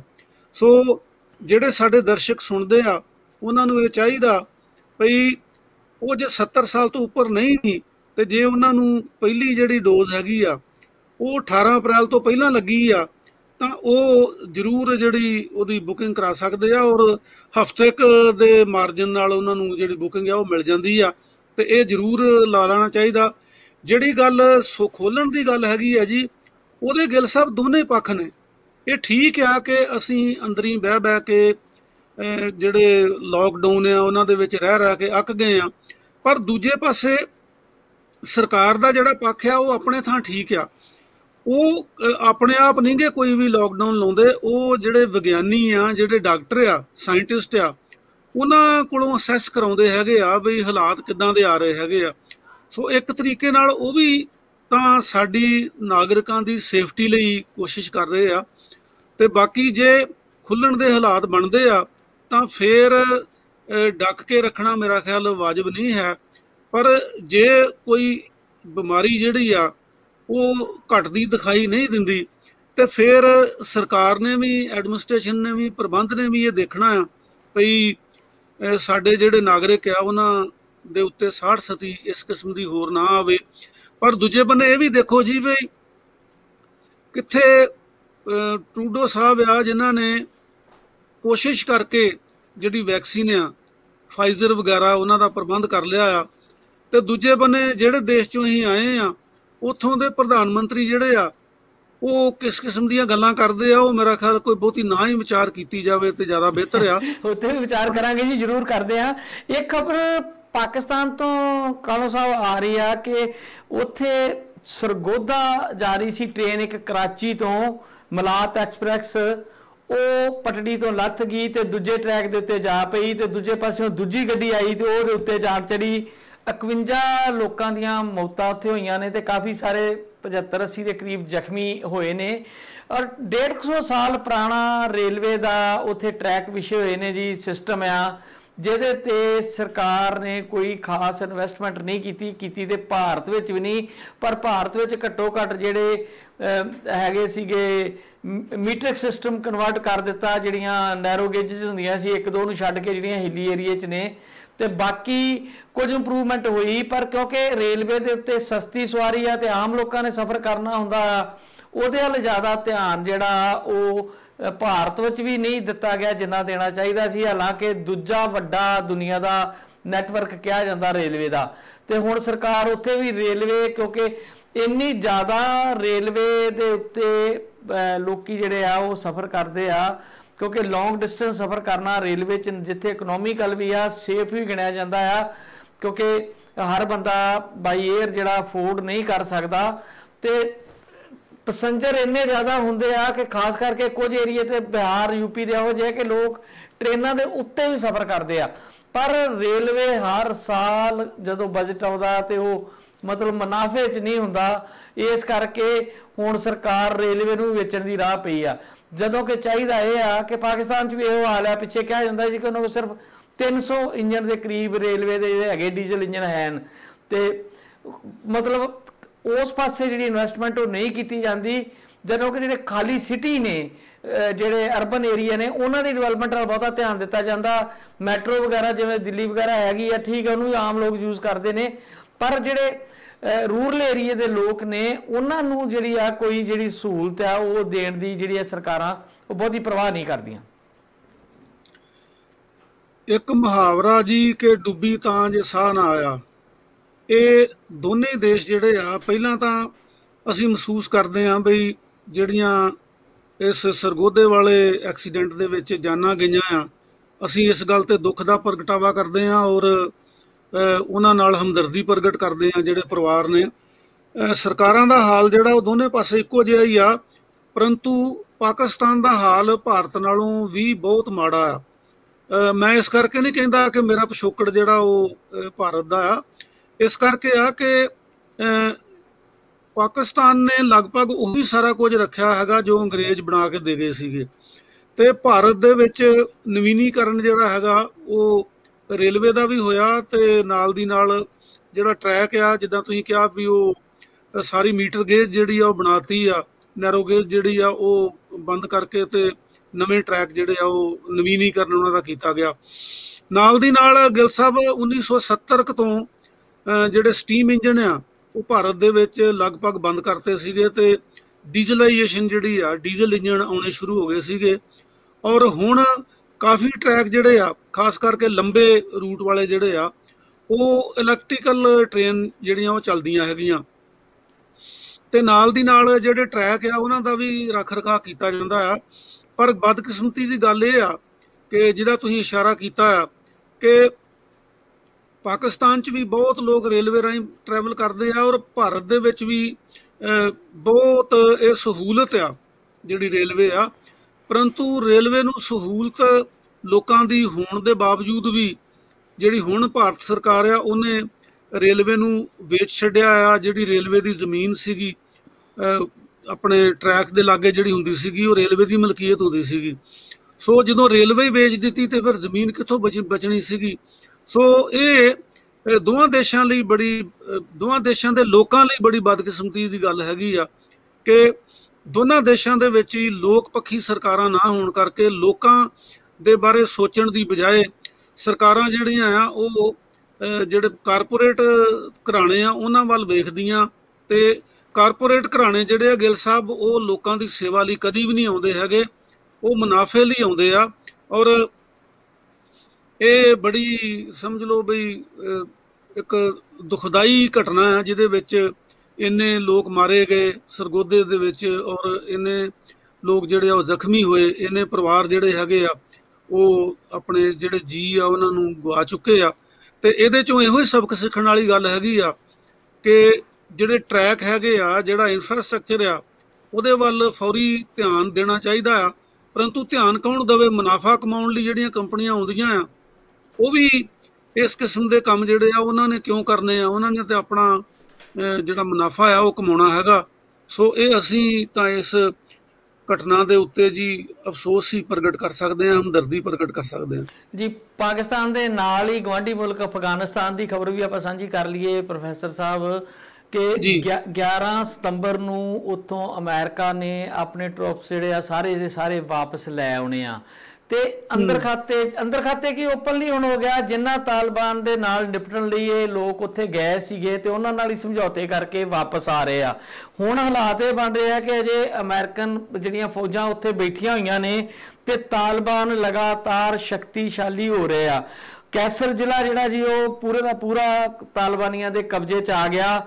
ਲਗਾਤਾਰ ਬੰਬ ਧਮਾਕੇ ਉੱਥੇ ਹੋ ਰਿਹਾ। ਇੱਕ ਬੰਬ ਧਮਾਕਾ ਕਾਬਲ 'ਚ ਹੋਇਆ, ਇੱਕ ਬੰਬ ਧਮਾਕਾ ਜਿਹੜਾ ਆ ਇਹ ਉੱਤਰ ਪੱਛਮੀ ਅਫਗਾਨਿਸਤਾਨ ਦਾ ਜ਼ਿਲ੍ਹਾ ਹੈਗਾ ਜੀ ਸੂਬਾ ਬਦਗੀਸ, ਉਹਦੇ 'ਚ ਸੜਕ ਦੇ ਕੰਢੇ ਤੇ ਵੱਡਾ ਬੰਬ ਫਟਿਆ ਤੇ ਇੱਕ ਮਿੰਨੀ ਬੱਸ ਉਹਦੇ ਵਿੱਚ ਆ ਗਈ ਤੇ ਉਹ ਖੱਡ 'ਚ ਡਿੱਗ ਪਈ ਤੇ ਉਹਦੇ ਵਿੱਚ ਵੀ 11 ਜਿਹੜੇ ਮੁਸਾਫਰ ਸਫ਼ਰ ਕਰ ਰਹੇ ਸੀ ਉਹਨਾਂ ਦੀ ਮੌਤ ਹੋ ਗਈ ਆ। ਮਤਲਬ ਹਾਲਾਤ ਇਹ ਆ ਕਿ ਜਿਹੜੇ ਮਕਸਦ ਲਈ ਇਹ ਇੰਟਰਨੈਸ਼ਨਲ ਫੋਰਸਿਸ ਉੱਥੇ ਗਈਆਂ, ਖਾਸ ਕਰਕੇ ਅਮਰੀਕਾ ਦੀ ਅਗਵਾਈ ਹੇਠ ਕਿ ਉੱਥੇ ਅੱਤਵਾਦ ਦਾ ਦੌਰਾ ਆ, ਤਾਲਿਬਾਨ ਕਿਸੇ ਦੀ ਨਹੀਂ ਮੰਨਦੇ ਔਰ ਉਹ ਹਰ ਪਾਸੇ ਜਿਹੜਾ ਇਸਲਾਮਿਕ ਲਾ ਵੀ ਉਹ ਕਹਦਾ ਜੀ ਲਾਲੈਸਨੈਸ ਉੱਥੇ ਹੋਈ ਸੀਗੀ। ਕਹਿਣ ਨੂੰ ਤੇ ਉਹ ਕਹਿੰਦੇ ਨੇ ਕਿ ਅਸੀਂ ਜਿਹੜਾ ਖਲੀਫਾ ਵਾਲਾ ਲਾ ਵਾ ਉਹ ਲਾਗੂ ਕਰਨਾ ਆ। ਜਿਵੇਂ ਪਿੱਛੇ ਜੇ ਇੱਕ ਮੂਵਮੈਂਟ ਉੱਠੀ ਸੀ ਉਹਨਾਂ ਦੀ ਜਿਹਨੂੰ ਦਬਾ ਲਿਆ ਗਿਆ ਹੈ। ਪਰ ਅਫਗਾਨਿਸਤਾਨ ਦੇ ਵਿੱਚ ਹਾਲਾਤ ਲਗਾਤਾਰ ਅਣਸਖਾਵੇਂ ਨੇ ਤੇ ਜਦੋਂ ਇਹ ਪੂਰੇ ਦੇ ਪੂਰੀਆਂ ਫੌਜਾਂ ਵਾਪਸ ਆ ਗਈਆਂ ਫਿਰ ਤੁਹਾਨੂੰ ਕੀ ਲੱਗਦਾ? ਸੁਸ਼ੀਲ ਜੀ ਤੇ ਕਹਿੰਦੇ ਨੇ ਕਿ ਉਹਨਾਂ ਨੂੰ ਆਪਣੇ ਸਵੈ ਨਿਰਣੇ ਦਾ ਅਧਿਕਾਰ ਹੈ, ਚਾਹੇ ਉਹ ਤਾਲਿਬਾਨ ਪਾਵਰ ਚ ਆਉਣ ਭਾਵੇਂ ਕੋਈ ਹੋਵੇ, ਬਾਹਰੀ ਤਾਕਤਾਂ ਦਾ ਉੱਥੇ ਦਖਲ ਨਹੀਂ ਹੋਣਾ ਚਾਹੀਦਾ। ਪਰ ਅਫਗਾਨਿਸਤਾਨ ਦਾ ਖਿੱਤਾ ਜਿਹੜਾ ਆ ਉਹ ਬੜਾ ਇੰਪੋਰਟੈਂਟ ਹੈ। ਇੱਕ ਪਾਸੇ ਰਸ਼ੀਆ, ਚਾਈਨਾ ਤੇ ਇੱਧਰੋਂ ਅਮਰੀਕਾ ਦੇ ਵੀ ਆਪਣੇ ਉੱਥੇ ਜਿਹੜੇ ਆ ਕੋਈ ਨਾ ਕੋਈ ਹਿੱਤ ਹੈਗੇ ਨੇ ਲਗਾਤਾਰ, ਔਰ ਬੜਾ ਉਹ ਜਿਹੜਾ ਇੰਨਾ ਕੁ ਏਰੀਆ ਵਾ ਉਹ ਬੜਾ ਇੰਪੋਰਟੈਂਟ ਦੱਸਿਆ ਜਾ ਰਿਹਾ। ਇਸ ਕਰਕੇ ਦੁਨੀਆ ਜਿਹੜੀ ਆ ਉਹ ਕਿਸੇ ਨਾ ਕਿਸੇ ਤਰੀਕੇ ਜੇ ਸੋਵੀਅਤ ਯੂਨੀਅਨ ਨੂੰ ਕੱਢਿਆ ਗਿਆ ਤੇ ਅਮਰੀਕਾ ਨੇ ਉੱਥੇ ਆਪਣੀ ਧੌਂਸ ਜਮਾ ਲਈ ਤੇ ਫਿਰ ਹੁਣ ਉਹਨੂੰ ਤਾਲਿਬਾਨ ਦੇ ਕਬਜ਼ੇ 'ਚੋਂ ਛਡਾਉਣ ਲਈ ਜੋ ਕੁਝ ਹੁੰਦਾ ਰਿਹਾ, ਅਨੇਕਾਂ ਜਾਨਾਂ ਗਈਆਂ। ਉਸ ਤੋਂ ਬਾਅਦ ਕੁਝ ਮੁਲਕਾਂ ਨੇ ਉਹਨਾਂ ਨੂੰ ਪ੍ਰੈਸ਼ਰਾਈਜ਼ ਕੀਤਾ ਗਿਆ ਕਿ ਤੁਸੀਂ ਵੀ ਇਹ ਲੜਾਈ ਦਾ ਹਿੱਸਾ ਬਣੋ, ਜਿਵੇਂ ਭਾਰਤ ਨੂੰ। ਪਰ ਭਾਰਤ ਨੇ ਉੱਥੇ ਡਿਵੈਲਪਮੈਂਟ ਕਰਨ 'ਚ ਆਪਣਾ ਰੋਲ ਜ਼ਰੂਰ ਅਦਾ ਕੀਤਾ ਹੈ, ਪਰ ਉਹ ਸਿੱਧੀ ਲੜਾਈ ਵਿੱਚ ਉਹਨੇ ਆਪਣੀਆਂ ਫੌਜਾਂ ਨਹੀਂ ਭੇਜੀਆਂ ਕਦੀ। ਪਰ ਹੁਣ ਜਦੋਂ 11 ਸਤੰਬਰ ਤੋਂ ਬਾਅਦ ਫੌਜਾਂ ਵਾਪਸ ਆ ਜਾਣਗੀਆਂ ਤੇ ਉੱਥੋਂ ਦੇ ਹਾਲਾਤ ਜਿਹੜੇ ਆ ਉਹ ਬੜੇ ਖਤਰਨਾਕ ਦਿਸ਼ਾ ਵੱਲ ਜਾਣਗੇ। ਫਿਰ ਅੱਗੇ ਵਾਲਾ ਕੰਮ ਸ਼ੁਰੂ ਹੋ ਜਾਏਗਾ, ਨਿੱਤ ਬੰਬ ਧਮਾਕੇ ਹੋਣਗੇ। ਜਿੱਦਾਂ ਉੱਥੇ ਬੁੱਧ ਦੇ ਪੁਰਾਣੇ ਸਾਰੇ ਉਹਨਾਂ ਨੇ ਸਟੈਚੂ ਉਡਾ ਦਿੱਤੇ ਸੀਗੇ, ਦੂਜੇ ਧਰਮਾਂ ਦੇ ਲੋਕਾਂ ਨੂੰ ਮਾਰ-ਮਾਰ ਕੇ ਭਜਾ ਦਿੱਤਾ ਸੀਗਾ। ਤਾਂ ਇਹ ਬੜਾ ਅਜੀਬ ਇੱਕ ਸਵਾਲ ਹੋ ਜਾਂਦਾ ਆ। ਇੱਕ ਪਾਸੇ ਤੇ ਕੌਮਾਂ ਦੀ ਖੁਦ ਮੁਖਤਿਆਰੀ ਦੀ ਗੱਲ ਹੁੰਦੀ ਆ, ਪਰ ਦੂਜੇ ਪਾਸੇ ਜਦੋਂ ਧੱਕੇਸ਼ਾਹੀ ਦੀਆਂ ਇਦਾਂ ਦੀਆਂ ਆਉਂਦੀਆਂ ਨੇ ਤੇ ਫਿਰ ਆਪਾਂ ਖੁਦ ਹੀ ਕਹਿੰਦੇ ਆ ਕਿ ਜਿਹੜਾ ਇੰਟਰਨੈਸ਼ਨਲ ਭਾਈਚਾਰਾ ਆ ਉਹ 'ਚ ਦਖਲ ਦੇਵੇ ਤੇ ਉਹਨੂੰ ਰੋਕੇ। ਇਹ ਹੁਣ ਤੁਸੀਂ ਕਿੱਦਾਂ ਦੇਖ ਰਹੇ ਹੋ ਕਿ ਇਹ ਸਥਿਤੀ ਕਿੱਧਰ ਨੂੰ ਜਾਏਗੀ? ਕਿਉਂਕਿ ਉਸ ਖਿੱਤੇ ਦੇ ਨਾਲ ਲੱਗਦਾ ਭਾਰਤ, ਕਸ਼ਮੀਰ, ਉੱਥੇ ਹੋਰ ਵੀ ਬੜੇ ਸਾਰੇ ਡਿਸਪਿਊਟ ਨੇ ਔਰ ਇਹਨਾਂ ਸਾਰਿਆਂ ਦੇ ਉੱਤੇ ਉਹਦਾ ਅਸਰ ਹੁੰਦਾ ਜੀ। ਅਫਗਾਨਿਸਤਾਨ ਦੀ ਜਿਹੜੀ ਧਰਤੀ ਆ ਨਾ ਜੀ, ਇਹ ਗਿੱਲ ਸਾਹਿਬ ਬੜੀ ਬਦਕਿਸਮਤ ਧਰਤੀ ਇਹਨੂੰ ਕਹਿ ਲਓ ਕਿ ਇੱਥੋਂ ਦੇ ਲੋਕ ਬੜੇ ਦਲੇਰ ਨੇ। ਇਹਦੀ ਧਰਤੀ ਬੜੀ ਜ਼ਰਖੇਜ਼ ਆ। ਇੱਥੇ ਜਿਹੜਾ ਸੁੱਕਾ ਮੇਵੇ ਜਿਨ੍ਹਾਂ ਨੂੰ ਆਪਾਂ ਕਹਿੰਦੇ ਆ ਉਹ ਪੈਦਾ ਕਰਦੀ ਆ। ਔਰ ਅਫੀਮ, ਇਹਨੂੰ ਜੇ ਨੈਗੇਟਿਵਲੀ ਨਾ ਵਰਤਿਆ ਜਾਵੇ ਤਾਂ ਇਹ ਵੀ ਸਭ ਤੋਂ ਜ਼ਿਆਦਾ ਉੱਥੇ ਅਫਗਾਨਿਸਤਾਨ 'ਚ ਹੀ ਹੁੰਦੀ ਆ। ਅਤੇ ਅਫਗਾਨਿਸਤਾਨ ਦੇ ਜਿਹੜੇ ਲੋਕ ਨੇ ਉਹ ਨਾਬਰ ਕਿਸਮ ਦੇ ਲੋਕ ਨੇ। ਤੁਹਾਨੂੰ ਪਤਾ ਕਿ ਅੰਗਰੇਜ਼ਾਂ ਦੇ ਵੇਲੇ ਵੀ ਉਹ ਅੰਗਰੇਜ਼ੀ ਸਾਮਰਾਜ ਨਾਲ ਲੜਾਈ ਲੜਦੇ ਰਹੇ, ਟੱਕਰ ਹੀ ਲੈਂਦੇ ਰਹੇ। ਮਤਲਬ ਉਹਨਾਂ ਦੇ ਅਧੀਨ, ਉਹਨਾਂ ਨੇ ਕਦੀ ਸਾਮਰਾਜ ਦੀ ਅਧੀਨਗੀ ਮੰਨੀ ਨਹੀਂ। ਔਰ ਇਹ ਵੀ ਤੁਸੀਂ ਦੇਖੋ ਅੰਤਰਰਾਸ਼ਟਰੀ ਸਿਆਸਤ ਦਾ ਹਿੱਸਾ ਆ ਕਿ ਜਦੋਂ ਰੂਸ ਦੀਆਂ ਫੌਜਾਂ ਉੱਥੇ ਗਈਆਂ ਤਾਂ ਉਹਨਾਂ ਨੂੰ ਰੂਸ ਤੋਂ ਆਜ਼ਾਦ ਕਰਨ ਲਈ ਅਫਗਾਨਿਸਤਾਨ ਨੂੰ ਅਮਰੀਕਾ ਨੇ ਦਖਲ ਦਿੱਤਾ ਅਤੇ ਅਮਰੀਕਾ ਨੇ ਦਖਲ ਦੇ ਕੇ ਕੋਈ ਉੱਥੇ ਸ਼ਾਂਤੀ ਵਾਲਾ ਮਾਹੌਲ ਤਾਂ ਬਣਾਇਆ ਨਹੀਂ। ਉਸੇ ਤਰ੍ਹਾਂ ਇਹ ਚੱਲਦਾ ਰਿਹਾ। ਔਰ ਹੁਣ ਵੀ ਜੇ ਕੋਈ ਇਸ ਕਿਸਮ ਦਾ, ਜਿੱਦਾਂ ਤੁਸੀਂ ਦੱਸਿਆ ਵੀ ਵਾਪਸੀ ਹੋਣੀ ਆ ਫੌਜਾਂ ਦੀ, ਅਤੇ ਹੁਣੇ ਹੀ ਜਿਹੜੀਆਂ ਉਹ ਮਤਲਬ ਬੰਬ ਧਮਾਕੇ ਤੇ ਹੋਰ ਹੋਣੇ ਸ਼ੁਰੂ ਹੋ ਗਏ ਆ। ਸੋ ਮੈਨੂੰ ਲੱਗਦਾ ਇਹ ਆ ਬਈ ਜਿੰਨਾ ਚਿਰ ਅੰਤਰਰਾਸ਼ਟਰੀ ਭਾਈਚਾਰਾ ਜਿਹੜਾ ਹੈਗਾ ਉਹਦੇ ਵਿੱਚ ਕੋਈ ਬੈਲੈਂਸ ਨਹੀਂ ਹੈ, ਕੋਈ ਦੋ ਧਿਰਾਂ ਜਿਹੜੀਆਂ ਉਹ ਨਹੀਂ ਬਣਦੀਆਂ, ਅਤੇ ਉਹਨਾਂ ਚਿਰ ਜਿਹੜਾ ਇਹ ਯੂਨੀਪੋਲਰ ਜਿਹੜਾ ਹੈਗਾ ਆਪਣਾ ਵਰਲਡ ਆ, ਉਹਦੇ ਵਿੱਚ ਮੈਨੂੰ ਲੱਗਦਾ ਵੀ ਹੋਰ ਕਿਸੇ ਦੇਸ਼ ਦਾ ਤੇ ਪਤਾ ਨਹੀਂ, ਪਰ ਅਫਗਾਨਿਸਤਾਨ ਜਿਹੜਾ ਉਹ ਮੌਤ ਦਾ ਇੱਕ ਮੈਦਾਨ ਜਿਹੜਾ ਉਹ ਬਣਿਆ ਰਹਿਣ ਦੀ ਸੰਭਾਵਨਾ ਮੈਨੂੰ ਤਾਂ ਲੱਗਦੀ ਹੈ ਜੀ। ਇੱਕ ਜਿਹੜੀ ਕਰੋਨਾ ਨਾਲ ਨਿਪਟਣ ਦੀ ਖਬਰ ਹੈ ਕਾਲੂ ਸਾਹਿਬ, ਆਪਾਂ ਅੱਗੇ ਵੀ ਗੱਲ ਕੀਤੀ ਆ ਕਿ ਜਿਹੜਾ ਖਿੱਤਾ ਆ ਅਫਰੀਕਨ ਸਬ ਕੰਟੀਨੈਂਟ, ਉਹਦੇ ਵੱਲ ਕਦੀ ਕੋਈ ਖਬਰ ਨਹੀਂ ਆਉਂਦੀ ਕਿ ਉੱਥੇ ਲੋਕਾਂ ਦੀ ਕੀ ਹਾਲਤ ਆ, ਕੋਵਿਡ ਦਾ ਉੱਥੇ ਕੀ ਹਾਲਾਤ ਆ। ਬ੍ਰਾਜ਼ੀਲ ਦੀਆਂ ਖਬਰਾਂ ਜ਼ਰੂਰ ਆਉਂਦੀਆਂ ਰਹੀਆਂ ਨੇ ਕਿ ਉੱਥੇ ਬਹੁਤ ਵੱਡੀ ਪੱਧਰ ਤੇ ਮਹਾਮਾਰੀ ਫੈਲੀ ਸੀਗੀ ਔਰ ਉਹ ਤੋਂ ਬਾਅਦ ਭਾਰਤ ਵੀ ਨੰਬਰ ਕੱਟ ਗਿਆ, ਬੜੇ ਮੁਲਕਾਂ ਦੇ ਅੱਗੇ ਆ ਗਿਆ ਬੜੀ ਤੇਜ਼ੀ ਨਾਲ ਸੈਕੰਡ ਵੇਵ ਦੇ ਵਿੱਚ, ਤੇ ਹੁਣ ਥਰਡ ਵੇਵ ਦਾ ਡਰ ਉੱਥੇ ਜਿਹੜਾ ਪਾਇਆ ਜਾ ਰਿਹਾ। ਔਰ ਜਿਹੜਾ ਯੂਰਪ ਦੇ ਮੁਲਕ ਨੇ, ਜਿਹੜੇ ਅਮੀਰ ਮੁਲਕ ਨੇ, ਇਹਨਾਂ ਨੇ ਜਿੱਦਾਂ ਤੁਸੀਂ ਪਹਿਲਾਂ ਹੀ ਕਿਹਾ ਕਿ ਆਪਣੇ ਲੋਕਾਂ ਲਈ ਡੋਜ਼ਸ ਖਰੀਦ ਕੇ ਰੱਖੀਆਂ ਨੇ, ਇੱਥੋਂ ਤੱਕ ਕਿ 4-4 ਗੁਣਾ ਖਰੀਦ ਕੇ ਰੱਖੀਆਂ ਨੇ। ਹੁਣ ਬਰਤਾਨੀਆ ਨੇ ਕਾਲ ਦਿੱਤੀ ਹੈ G7 ਕੰਟਰੀ ਦੀ ਮੀਟਿੰਗ ਹੋਣ ਵਾਲੀ ਹੈ ਇੰਗਲੈਂਡ ਦੇ ਵਿੱਚ, ਤੇ ਜਿਹੜਾ ਆਪਣੇ ਬਰਤਾਨੀਆ ਦੇ ਪ੍ਰਾਈਮ ਮਿਨਿਸਟਰ ਨੇ ਬੋਰਿਸ ਜੌਨਸਨ, ਉਹਨਾਂ ਨੇ ਕਿਹਾ ਆ ਕਿ 2022 ਦੇ ਮੁੱਕਣ ਤੋਂ ਪਹਿਲਾਂ ਦੁਨੀਆ ਦੇ ਹਰ ਕੋਨੇ ਵਿੱਚ ਇਹ ਵੈਕਸੀਨ ਪਹੁੰਚਾਉਣੀ ਜ਼ਰੂਰੀ ਆ ਕਿ ਜਿਹੜੇ ਵੱਡੇ ਅਮੀਰ ਮੁਲਕ ਨੇ ਉਹ ਉਹਨਾਂ ਗਰੀਬ ਮੁਲਕਾਂ ਦੀ ਬਾਂਹ ਫੜਨਗੇ ਜਿਨ੍ਹਾਂ ਕੋਲ ਵੈਕਸੀਨ ਖਰੀਦਣ ਜੋਗੇ ਪੈਸੇ ਨਹੀਂ, ਜਾਂ ਉੱਥੋਂ ਦੀਆਂ ਨਕੰਮੀਆਂ ਸਰਕਾਰਾਂ ਨੇ ਦੁਨੀਆ ਦੀ ਜਿਹੜੀ ਤਰੱਕੀ ਆ ਉਹਦੇ ਵੱਲ ਧਿਆਨ ਨਾ ਦੇ ਕੇ ਕਰਪਸ਼ਨ ਕਰਕੇ ਆਪਣੇ ਮੁਲਕਾਂ ਨੂੰ ਚਰੂੜ ਕੇ ਖਾ ਲਿਆ ਹੋਇਆ। ਉਹਨਾਂ ਮੁਲਕਾਂ ਦੇ ਜਿਹੜਾ ਆਮ ਸਧਾਰਨ ਜਨਮਾਨਸ ਆ ਉਹਨਾਂ ਦਾ ਤੇ ਉਹ 'ਚ ਕੋਈ ਕਸੂਰ ਨਹੀਂ, ਪਰ ਉਹ ਮਾਨਵਤਾ ਦੇ ਨਾਤੇ ਉਹਨਾਂ ਤੱਕ ਜਿੱਥੇ ਫੂਡ ਪਹੁੰਚਾਉਣਾ ਬਹੁਤ ਜ਼ਰੂਰੀ ਆ, ਉਹਨਾਂ ਲਈ ਇਹੋ ਜਿਹੇ ਮਹਾਮਾਰੀ ਵੇਲੇ ਮੈਡੀਸਨ ਦਾ ਪ੍ਰਬੰਧ ਕਰਨਾ ਜ਼ਰੂਰੀ ਆ। ਕੀ ਜਿਹੜੇ ਅਮੀਰ ਮੁਲਕ ਨੇ ਇਹ ਇਸ ਕੰਮ ਲਈ ਵੀ ਅਗਵਾਈ ਕਰਨਗੇ ਜਾਂ ਇਹ ਫਿਰ ਮਲਟੀਨੈਸ਼ਨਲ ਕੰਪਨੀਆਂ ਰਾਹੀਂ ਆਪਣੀ ਲੁੱਟ ਖਸੁੱਟੀ ਰੱਖਣਗੇ ਜੀ? ਲੱਗਦਾ ਤਾਂ ਇਹੀ ਆ ਗਿੱਲ ਸਾਹਿਬ ਕਿ ਬਈ ਇਹ ਮਲਟੀਨੈਸ਼ਨਲ ਕੰਪਨੀਆਂ ਰਾਹੀਂ ਆਪਣੀ ਲੁੱਟ ਖਸੁੱਟੀ ਕਰਦੇ ਰਹਿਣਗੇ। ਔਰ ਇਹ ਬੜੀ ਦੁਖਦਾਈ ਗੱਲ ਆ ਕਿ ਅਫਰੀਕਨ ਕੰਟੀਨੈਂਟ ਜਿਹੜਾ ਹੈਗਾ ਉਹਦੇ ਵੱਲ ਕਿਸੇ ਦਾ ਕੋਈ ਧਿਆਨ ਨਹੀਂ ਹੈ। ਜਿਹੜੀਆਂ ਸਾਡੀਆਂ ਅੰਤਰਰਾਸ਼ਟਰੀ ਸੰਸਥਾਵਾਂ ਨੇ, ਉਹ ਭਾਵੇਂ ਯੂਨੀਸੈਫ ਹੋਵੇ ਭਾਵੇਂ UNO ਹੋਵੇ, ਉਹਨਾਂ ਦਾ ਵੀ ਕੋਈ ਧਿਆਨ ਨਹੀਂ ਹੈ। ਔਰ ਜਦੋਂ ਅਸੀਂ ਵਰਲਡ ਪੀਸ ਦੀ ਗੱਲ ਕਰਦੇ ਹਾਂ ਤਾਂ ਪੀਸ ਜਿਹੜੀ ਆ ਉਹ ਇਕੱਲੀ ਜੰਗ ਰੋਕਣ ਨਾਲ ਹੀ ਨਹੀਂ ਆਉਂਦੀ ਹੈਗੀ। ਪੀਸ ਲਈ ਹਰ ਬੰਦਾ ਜਿਹੜਾ ਹੈਗਾ ਉਹਨੂੰ ਰੋਟੀ ਕੱਪੜਾ ਮਕਾਨ ਸਹੂਲਤਾਂ ਮਿਲਣੀਆਂ ਚਾਹੀਦੀਆਂ ਆ, ਅਤੇ ਤਾਂ ਹੀ ਪੀਸ ਹੋ ਸਕਦੀ ਆ। ਔਰ ਅਫਰੀਕਨ ਕੰਟੀਨੈਂਟ ਜਿਹੜਾ ਇਹ ਤੁਹਾਨੂੰ ਪਤਾ ਵੀ ਸਭ ਤੋਂ ਗਰੀਬ ਇਸ ਵੇਲੇ ਕੰਟੀਨੈਂਟ ਹੈਗਾ। ਔਰ ਉਹਨੂੰ ਮਦਦ ਤਾਂ ਕੀ ਦੇਣੀ ਹੈ ਗਿੱਲ ਸਾਹਿਬ, ਅਸੀਂ ਤਾਂ ਖਬਰਾਂ ਦੇ ਵਿੱਚ ਉਹਦਾ ਕਦੀ ਕੋਈ ਜ਼ਿਕਰ ਵੀ ਨਹੀਂ ਸੁਣਦੇ ਤੇ ਮਾੜੇ ਬੰਦੇ ਦੀ ਜਿੱਦਾਂ ਕੋਈ ਗੱਲ ਹੀ ਨਹੀਂ ਹੁੰਦੀ। ਸੋ ਇਹ ਜੇ ਕੋਈ ਜਿਹੜੀ ਮਨੁੱਖ ਹਤੈਸ਼ੀ, ਮਾਨਵਤਾ ਹਤੈਸ਼ੀ ਕੋਈ ਲੀਡਰ ਜਿਹੜੇ ਆ ਵਰਲਡ ਦੇ ਅੱਗੇ ਆਉਂਦੇ ਆ, ਤੇ ਕਿਉਂਕਿ ਇਸ ਵੇਲੇ ਤਾਂ ਜਿਹੜੇ ਸਾਰੇ ਇੰਟਰਨੈਸ਼ਨਲ ਅਦਾਰੇ ਆ ਉਹ ਸਾਮਰਾਜੀਆਂ ਦੇ, ਅਮਰੀਕਾ ਦੇ ਪ੍ਰਭਾਵ ਹੇਠੇ ਆ, ਯਾਨੀ ਅਮੀਰਾਂ ਦੇ ਪ੍ਰਭਾਵ ਹੇਠ ਆ, ਤੇ ਅਮੀਰਾਂ ਨੇ ਗਰੀਬਾਂ ਦਾ ਕਦੀ ਕੀ ਸੋਚਣਾ ਹੈਗਾ। ਸੋ ਇਹ ਬੜਾ ਇੱਕ ਸਮਝ ਲਓ ਵੀ ਦੁਖਦਾਈ ਮਾਮਲਾ ਆ ਵੀ ਅਫਰੀਕਨ ਕੰਟੀਨੈਂਟ ਵੱਲ ਕਿਸੇ ਅੰਤਰਰਾਸ਼ਟਰੀ ਅਦਾਰੇ ਦਾ, ਕਿਸੇ ਕੰਟਰੀ ਦਾ ਕੋਈ ਖਿਆਲ ਨਹੀਂ ਹੈ, ਔਰ ਇਹ ਹੋਣਾ ਜ਼ਰੂਰ ਚਾਹੀਦਾ।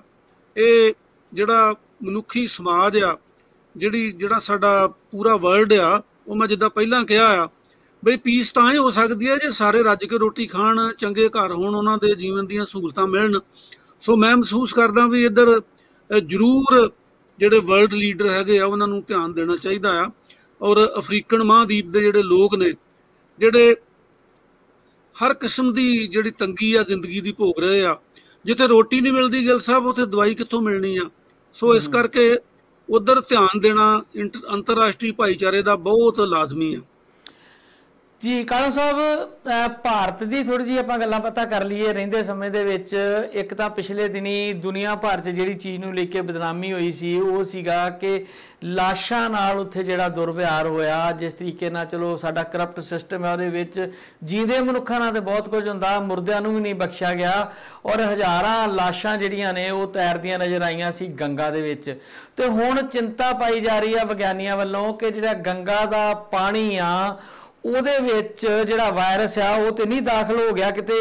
ਉਹਦੇ ਲਈ ਹੁਣ ਇਨਵੈਸਟੀਗੇਸ਼ਨ ਹੋ ਰਹੀ ਆ ਕਿ SARS-CoV-2 ਜਿਹੜਾ ਕੋਈ ਇਹਦਾ ਵਾਇਰਸ ਦਾ ਨਾਂ ਦੱਸਿਆ ਜਾਂਦਾ ਆ, ਉਹ ਕਿਸ ਮਾਤਰਾ ਵਿੱਚ ਹੈ ਤੇ ਉਹਦੇ ਵੱਖ-ਵੱਖ ਥਾਵਾਂ ਤੋਂ, ਪਟਨਾ ਤੋਂ, ਲਖਨਊ ਤੋਂ, ਜਿੱਥੋਂ ਵੀ ਇਹ ਲੰਘਦੀ ਆ ਗੰਗਾ ਤੇ ਬੜੀ ਪਵਿੱਤਰ ਮੰਨੀ ਜਾਂਦੀ ਆ, ਉਹਦੇ ਲਈ ਹੁਣ ਉਹਦੀ ਸਟੱਡੀ ਹੋ ਰਹੀ ਆ ਉਹਦੇ ਪਾਣੀ ਦੇ ਵਿੱਚ ਵੀ ਕਿੰਨਾ ਕੁ ਖਤਰਨਾਕ ਵਾਇਰਸ ਆ, ਉਹ ਕੀ ਨੁਕਸਾਨ ਹੋਰ ਪਹੁੰਚਾ ਸਕਦਾ ਆ। ਤੁਹਾਨੂੰ ਯਾਦ ਹੋਣਾ ਕਿ ਕੁਝ ਮਹੀਨੇ, ਕੋਈ ਦਿਨ ਪਹਿਲਾਂ ਹੀ ਕੁਝ BJP ਤੇ ਜਿਹੜੀਆਂ ਹਿੰਦੂ ਜਥੇਬੰਦੀਆਂ ਉਹਨਾਂ ਦੀ ਮੰਗ ਸੀਗੀ ਕਿ ਗੰਗਾ ਦੇ ਪਾਣੀ ਦੇ ਸੈਂਪਲ ਲੈ ਕੇ ਵਿਗਿਆਨੀ ਜਿਹੜੇ ਨੇ ਉਹ ਤੇ ਖੋਜ ਕਰਨ ਕਿ ਪਾਣੀ ਇੰਨਾ ਪਵਿੱਤਰ ਕਿਉਂ ਹੈ, ਸਾਰੇ ਦੁੱਖ ਕਿਉਂ ਦੂਰ ਕਰ ਦਿੰਦਾ ਆ। ਤੇ ਹੁਣ ਸਾਨੂੰ ਉਹਦੇ ਲਈ ਵਾਇਰਸ ਲੱਭਣੇ ਪੈ ਰਹੇ ਆ। ਉਹ ਕਹਿੰਦੇ ਕਿ ਗੰਗਾ ਦੇ ਪਾਣੀ ਨੂੰ ਕਦੀ ਜਾਲਾ ਨਹੀਂ ਲੱਗਦਾ, ਗੰਗਾ ਦਾ ਪਾਣੀ ਬੜਾ ਪਵਿੱਤਰ ਹੁੰਦਾ ਆ, ਬਹੁਤ ਸਾਰੀਆਂ ਦਵਾਈਆਂ ਤੋਂ ਬਣਦੀਆਂ ਨੇ, ਖਾਲੀ ਪਾਣੀ ਜੇ ਪੀ ਲਿਆ ਜਾਵੇ ਤੇ ਉਹਦੇ ਨਾਲ ਵੀ ਬੜੇ ਰੋਗ ਦੂਰ ਹੋ ਜਾਂਦੇ ਨੇ। ਤੇ ਹੁਣ ਗੰਗਾ ਨੂੰ ਵੀ ਨਹੀਂ ਬਖਸ਼ਿਆ। ਜਿਵੇਂ ਰਾਜ ਕਪੂਰ ਨੇ ਫਿਲਮ ਬਣਾਈ ਸੀ ਰਾਮ ਤੇਰੀ ਗੰਗਾ ਮੈਲੀ, ਤੇ ਹੁਣ ਸੱਚਮੁੱਚ ਮੈਲੀ ਤੋਂ ਵੀ ਅੱਗੇ ਜਾ ਕੇ ਗੰਗਾ ਰੋਗੀ ਹੁੰਦੀ ਦਿਖ ਰਹੀ ਆ। ਤੇ ਇਹਦੇ ਬਾਰੇ ਤੁਸੀਂ ਕੀ ਕਹਿਣਾ ਚਾਹੋਗੇ? ਇਹ ਦੇਖੋ ਤੁਸੀਂ ਗਿੱਲ ਸਾਹਿਬ ਕਿ ਰਾਜ ਕਪੂਰ ਹੁਰੀ ਕਿੰਨੇ ਦੂਰ ਅੰਦੇਸ਼ ਸੀਗੇ ਕਿ ਉਹਨਾਂ ਨੇ ਕਈ ਸਾਲ ਪਹਿਲਾਂ ਰਾਮ ਤੇਰੀ ਗੰਗਾ ਮੈਲੀ ਬਣਾ ਕੇ ਇਹ ਲੋਕਾਂ ਨੂੰ ਸੁਚੇਤ ਕੀਤਾ ਸੀਗਾ ਕਿ ਇਹਦਾ ਪਾਣੀ ਜਿਹੜਾ ਹੈਗਾ ਉਹ ਭ੍ਰਿਸ਼ਟ ਹੋ ਰਿਹਾ ਹੈਗਾ, ਉਹ ਮੈਲਾ ਹੋ ਰਿਹਾ ਹੈਗਾ, ਇਹਦੀ ਸਫਾਈ ਦੀ ਲੋੜ ਹੈਗੀ ਆ, ਇਸ ਪਵਿੱਤਰ ਤੇ ਸਾਫ਼ ਪਾਣੀ ਨੂੰ ਬਚਾਉਣ ਦੀ ਲੋੜ ਆ। ਤੇ ਜਿਹੜਾ ਤੁਸੀਂ ਕਿਹਾ ਵੀ ਇਹ ਕਹਿ ਰਹੀਆਂ ਸੀਗੀਆਂ ਜਥੇਬੰਦੀਆਂ ਵੀ ਦੁਨੀਆ ਭਰ 'ਚ ਖੋਜ ਹੋਏਗੀ ਵੀ ਇਹਦੇ ਨਾਲ ਦੁੱਖ ਕਿੱਦਾਂ ਦੂਰ ਹੁੰਦੇ ਆ, ਤੇ ਮੈਨੂੰ ਲੱਗਦਾ ਵੀ ਇਹ ਕਿਤੇ ਮੁਰਦੇ ਇਸ ਕਰਕੇ ਤਾਂ ਨਹੀਂ ਸੁੱਟ ਦਿੱਤੇ ਗਏ ਵੀ ਇਹਨਾਂ ਦੇ ਜੀਂਦੇ ਜੀ ਤੇ ਦੁੱਖ ਦੂਰ ਹੋਏ ਨਹੀਂ, ਵੀ ਮਰਿਆਂ ਦੇ ਕਿਤੇ ਦੁੱਖ ਦੂਰ ਹੋ ਜਾਣਗੇ। ਕੀ ਤਾਂ ਸੋਚਿਆ ਹੋਵੇ ਕਿ ਉਹਨਾਂ ਦੀ ਪੁਨਰ ਜਨਮ ਹੋ ਜਾਏਗਾ, ਉਹ ਗੰਗਾ ਦੇ ਪਾਣੀ 'ਚ ਮਿਟ ਕੇ ਤੇ ਸ਼ਾਇਦ ਜੀ ਉੱਠਣਗੇ। ਜਿਵੇਂ ਇਸਲਾਮ ਵਿੱਚ ਇਹ ਕਿਹਾ ਜਾਂਦਾ ਹੈ ਕਿ ਕਿਆਮਤ ਦਾ ਦਿਨ ਆਉਣਾ ਆ ਤੇ ਕਬਰਾਂ 'ਚੋਂ ਸਾਰੇ ਮੁਰਦੇ ਉੱਠ ਜਾਣੇ ਆ ਤੇ ਉਹਨਾਂ ਦੇ ਇਨਸਾਫ ਹੋਣੇ ਆ। ਤੇ ਇਦਾਂ ਕਿਤੇ ਹਿੰਦੂ ਧਰਮ ਦੀ ਪ੍ਰਵਿਰਤੀ ਇਦਾਂ ਦੀ ਤੇ ਨਹੀਂ ਕਿ ਗੰਗਾ ਦੇ ਪਵਿੱਤਰ ਪਾਣੀ 'ਚ ਮੁੜ ਸੁਰਜੀਤ ਹੋ ਜਾਣਗੇ ਜੀ? ਇਹ ਕ੍ਰਿਸਚੈਨਿਟੀ ਦਾ ਵੀ ਇਹ ਵਿਸ਼ਵਾਸ ਹੈਗਾ ਜੀ। ਤੇ ਦੇਖੋ ਉਹ ਤਾਂ ਚਲੋ ਗੱਲ ਲਾਈਟਲੀ ਹੋਈ। ਇਹ ਦੇਖੋ ਗਿੱਲ ਸਾਹਿਬ, ਇਹ ਤਾਂ ਇੱਕ ਸਧਾਰਨ ਬੰਦੇ ਦੇ ਸਮਝ 'ਚ ਵੀ ਆਉਣ ਵਾਲੀ ਗੱਲ ਹੈਗੀ ਆ। ਅਸੀਂ ਨਾ ਤਾਂ ਸਾਇੰਟਿਸਟ ਆ, ਨਾ ਕੋਈ ਸਾਇੰਸ ਦੀ ਸਾਡਾ ਦਾਅਵਾ ਆ ਵੀ ਅਸੀਂ ਬਹੁਤ ਜਾਣਦੇ ਆ, ਪਰ ਇੱਕ ਗੱਲ ਤਾਂ ਬੜੀ ਸਿੱਧੀ ਆ ਨਾ ਵੀ ਜਿਸ ਪਾਣੀ ਦੇ ਵਿੱਚ ਹਜ਼ਾਰਾਂ ਮੁਰਦੇ ਜਿਹੜੇ ਆ, ਹਜ਼ਾਰਾਂ ਲਾਸ਼ਾਂ ਜਿਹੜੀਆਂ ਆ ਉਹ ਤਰਦੀਆਂ ਫਿਰਨਗੀਆਂ, ਤਾਂ ਉਹ ਕੁਦਰਤੀ ਤੌਰ ਦੇ ਉੱਤੇ ਉਹਨਾਂ ਦੇ ਵਿੱਚ ਜਿਹੜੀ ਕੋਈ ਪਵਿੱਤਰਤਾ ਵਾਲੀ, ਕੋਈ ਜਿਹੜਾ ਸਾਫ਼ ਹੋਣ ਵਾਲੀ ਤਾਂ ਗੱਲ ਹੈ ਨਹੀਂ। ਉਹਦੇ 'ਚ ਗੰਦਗੀ ਆਉਣੀ ਆ। ਔਰ ਜਿਹੜਾ ਵਾਇਰਸ ਆ, ਹੁਣ ਮੈਨੂੰ ਨਹੀਂ ਪਤਾ ਵੀ ਉਹ ਜਦੋਂ ਬੰਦਾ ਮਰ ਜਾਂਦਾ ਤੇ ਉਦੋਂ ਵਾਇਰਸ ਵੀ ਨਾਲ ਮਰਦਾ ਕਿ ਨਹੀਂ ਮਰਦਾ, ਪਰ ਇਹ ਮੈਂ ਮਹਿਸੂਸ ਕਰਦਾ ਵੀ ਜੇ ਉਹ ਵਾਇਰਸ ਨਾ ਵੀ ਮਰਦਾ ਹੋਵੇ, ਮਰ ਵੀ ਜਾਂਦਾ ਹੋਵੇ ਬੰਦੇ ਦੇ ਨਾਲ ਹੀ, ਤੇ ਜੇ ਤੇ ਮੁਰਦੇ ਨੂੰ ਫੂਕ ਦਿੱਤਾ ਜਾਂਦਾ ਫਿਰ ਤਾਂ ਗੱਲ ਖਤਮ ਹੋ ਗਈ। ਪਰ ਜੇ ਲਾਸ਼ ਨੂੰ ਪਾਣੀ ਦੇ ਵਿੱਚ ਸੁੱਟ ਦਿੱਤਾ ਜਾਂਦਾ ਆ ਤਾਂ ਉਹ ਕੁਦਰਤੀ ਤੌਰ ਦੇ ਉੱਤੇ, ਜੇ ਉਹਦੇ ਵਿੱਚ ਵਾਇਰਸ ਨਾ ਵੀ ਹੋਵੇ ਤਾਂ ਹੋਰ ਕਿਸਮ ਦੇ ਵਾਇਰਸ ਜਿਹੜੇ ਆ ਉਹਦੇ ਪੈਦਾ ਹੋਣ ਦੀ ਸੰਭਾਵਨਾ ਜਿਹੜੀ ਆ ਉਹ ਬਣੀ ਰਹਿੰਦੀ ਆ। ਔਰ ਇਹ ਕਿੰਨੀ ਬਦਕਿਸਮਤੀ ਦੀ ਗੱਲ ਹੈਗੀ ਆ ਕਿ ਭਾਰਤ ਦੇ ਜਿਹੜੇ ਲੋਕ ਆ ਉਹਨਾਂ ਨੂੰ ਨਾ ਤਾਂ ਜੀਂਦੇ ਜੀ ਆਮ ਲੋਕਾਂ ਨੂੰ ਸਹੂਲਤਾਂ ਪ੍ਰਾਪਤ ਹੁੰਦੀਆਂ, ਤੇ ਮਰਨ ਤੋਂ ਬਾਅਦ ਵੀ ਜਿਹੜਾ ਇਹ ਹੁੰਦਾ ਕਿ ਬਈ ਅੰਗੀਠਾ ਸਾਂਭਿਆ ਜਾਵੇ, ਜਿਹੜੀ ਮੁਰਦੇ ਦੀ ਜਿਹੜੀ ਕਬਰ ਹੈਗੀ ਆ ਉਹ ਸੇਫ ਹੋਵੇ, ਜੋ ਵੀ ਆਖਰੀ ਰਸਮਾਂ ਜਿਹੜੀਆਂ ਉਹ ਬੰਦੇ ਦੀਆਂ। ਤੇ ਘੱਟੋ ਘੱਟ ਇਹ ਵੀ ਜਿਹੜੀ ਗੱਲ ਹੈਗੀ ਆ ਜੀ, ਇਹ ਵੀ ਹੁਣ ਭਾਰਤ ਦੇ ਵਿੱਚੋਂ ਮਨਫੀ ਹੋ ਗਈ। ਔਰ ਜਿਹੜਾ ਗੰਗਾ ਦਾ ਪਾਣੀ ਆ, ਨਾ ਕੇਵਲ ਗੰਗਾ ਦਾ ਪਾਣੀ, ਬਾਕੀ ਗੰਗਾ ਦਾ ਪਾਣੀ ਇਸ ਕਰਕੇ ਨਹੀਂ ਕਿ ਕਿਉਂਕਿ ਜ਼ਿਆਦਾ ਲੋਕ ਜਿਹੜੇ ਆ ਉੱਥੇ ਇਸ਼ਨਾਨ ਕਰਨ ਦਾ ਵੀ ਚਲੋ ਹੈਗਾ, ਪਰ ਹੁਣ ਜਦੋਂ ਮੁਰਦਿਆਂ ਇੰਨੀ ਵੱਡੀ ਗਿਣਤੀ 'ਚ ਸੁੱਟੇ ਗਏ ਆ, ਪਿੱਛੇ ਜੇ ਸਰਵੇ ਕੀਤਾ ਸੀਗਾ ਕਿ ਪਤਾ ਨਹੀਂ 1000 ਕਿਲੋਮੀਟਰ ਦੇ ਕਰੀਬ ਜਿਹੜੀ ਗੰਗਾ ਯੂਪੀ ਔਰ ਬਿਹਾਰ ਦੇ ਵਿੱਚੋਂ ਦੀ ਲੰਘਦੀ ਆ, ਉਹ ਸਾਰੀ ਦੇ ਵਿੱਚ ਹੀ ਤੋੜ ਤੱਕ ਜਿਹੜੀਆਂ ਲਾਸ਼ਾਂ ਆ ਉਹ ਪਾਈਆਂ ਗਈਆਂ। ਔਰ ਸਿਤਮ ਜ਼ਰੀਫੀ ਇਹ ਆ ਵੀ ਥੋੜੀ ਥੋੜੀ ਰੇਤ ਉੱਤੇ ਪਾ ਕੇ ਤੇ ਮੁਰਦੇ ਦਬਾ ਦਿੱਤੇ ਗਏ, ਕੋਈ ਉਹਨਾਂ ਦੀ ਨਿਸ਼ਾਨੀ ਨਹੀਂ, ਕੋਈ ਕੁਛ ਨਹੀਂ। ਔਰ ਜਿਹੜੀਆਂ ਉਹਨਾਂ ਦੇ ਉੱਤੇ ਕੋਈ ਨਿਸ਼ਾਨੀਆਂ ਕੱਪੜੇ ਦੀਆਂ ਲਾਈਆਂ ਗਈਆਂ ਉਹ ਲੋਕ ਚੁੱਕ ਕੇ ਲੈ ਗਏ, ਤੇ ਜਦੋਂ ਮੀਂਹ ਪਿਆ ਤਾਂ ਲਾਸ਼ਾਂ ਜਿਹੜੀਆਂ ਉਹ ਨੰਗੀਆਂ ਹੋ ਗਈਆਂ ਤੇ ਪਾਣੀ ਦੇ ਵਿੱਚ ਤਰਨ ਲੱਗ ਗਈਆਂ। ਸੋ ਇਹ ਬਹੁਤ ਦੁਖਦਾਈ ਵਰਤਾਰਾ ਜੀ, ਬੜੇ ਦੁੱਖ ਵਾਲੀ ਗੱਲ ਆ। ਤੇ ਉਂਝ ਤਾਂ ਅਸੀਂ ਨਾਰਾ ਇਹੀ ਦਿੰਦੇ ਆ ਕਿ ਭਾਰਤ ਮਹਾਨ ਆ, ਤੇ ਭਾਰਤ ਜਿਹੜਾ ਇਹ ਵਰਲਡ ਪਾਵਰ ਬਣਨੀ ਆ, ਇਹਨੇ ਦੁਨੀਆ ਦੀ ਅਗਵਾਈ ਕਰਨੀ ਆ। ਸੋ ਇਹਨਾਂ ਕੰਮਾਂ 'ਚ ਭਾਵੇਂ ਅਗਵਾਈ ਕਰ ਲਿਆ, ਜੇ ਦੂਜੇ ਕੰਮਾਂ ਦੇ ਵਿੱਚ ਜਿਹੜੇ ਪ੍ਰੋਗਰੈਸ ਕਰਨ ਵਾਲੇ ਕੰਮ ਆ ਉਹਨਾਂ ਦੇ ਵਿੱਚ ਅਗਵਾਈ ਕਰਨ ਦੀ ਤਾਂ ਸੰਭਾਵਨਾ ਦਿਖਾਈ ਨਹੀਂ ਦਿੰਦੀ। ਤੇ ਉਹੋ ਹੀ ਅੱਜ ਰਾਜ ਕਪੂਰ ਜਿਹੜਾ ਉਹ ਕਿਤੇ ਜੇ ਉਹਦੀ ਆਤਮਾ ਹੋਏਗੀ ਤਾਂ ਉਹ ਜ਼ਰੂਰ ਰੋਂਦੀ ਹੋਏਗੀ ਵੀ ਮੈਂ ਤਾਂ ਇੰਨੇ ਸਾਲ ਪਹਿਲਾਂ ਵਾਰਨਿੰਗ ਦੇ ਗਿਆ ਸੀਗਾ ਕਿ ਭਾਈ ਗੰਗਾ ਮੈਲੀ ਹੋ ਰਹੀ ਹੈ, ਇਹਨੂੰ ਬਚਾਓ। ਤੇ ਉਹਨੇ ਕਹਿਣਾ ਵੀ ਇਹ ਰਾਮ ਦਾ ਨਾਂ ਲੈਣ ਵਾਲੇ ਜਿਹੜੇ ਆ ਉਹ ਰਾਮ ਦੀ ਗੰਗਾ ਨੂੰ ਹੋਰ ਮੈਲਾ ਕਰ ਦਿੱਤਾ ਇਹਨਾਂ ਨੇ ਜੀ। ਜੀ ਤੁਸੀਂ ਜਿਹੜੀ ਸੁਪਰ ਪਾਵਰ ਬਣਨ ਦੀ ਗੱਲ ਕਰ ਰਹੇ ਹੋ, ਉਹਦੀਆਂ ਸੰਭਾਵਨਾਵਾਂ ਤੇ ਹੁਣ ਨਾ ਦੇ ਬਰਾਬਰ ਰਹਿ ਗਈਆਂ ਨੇ।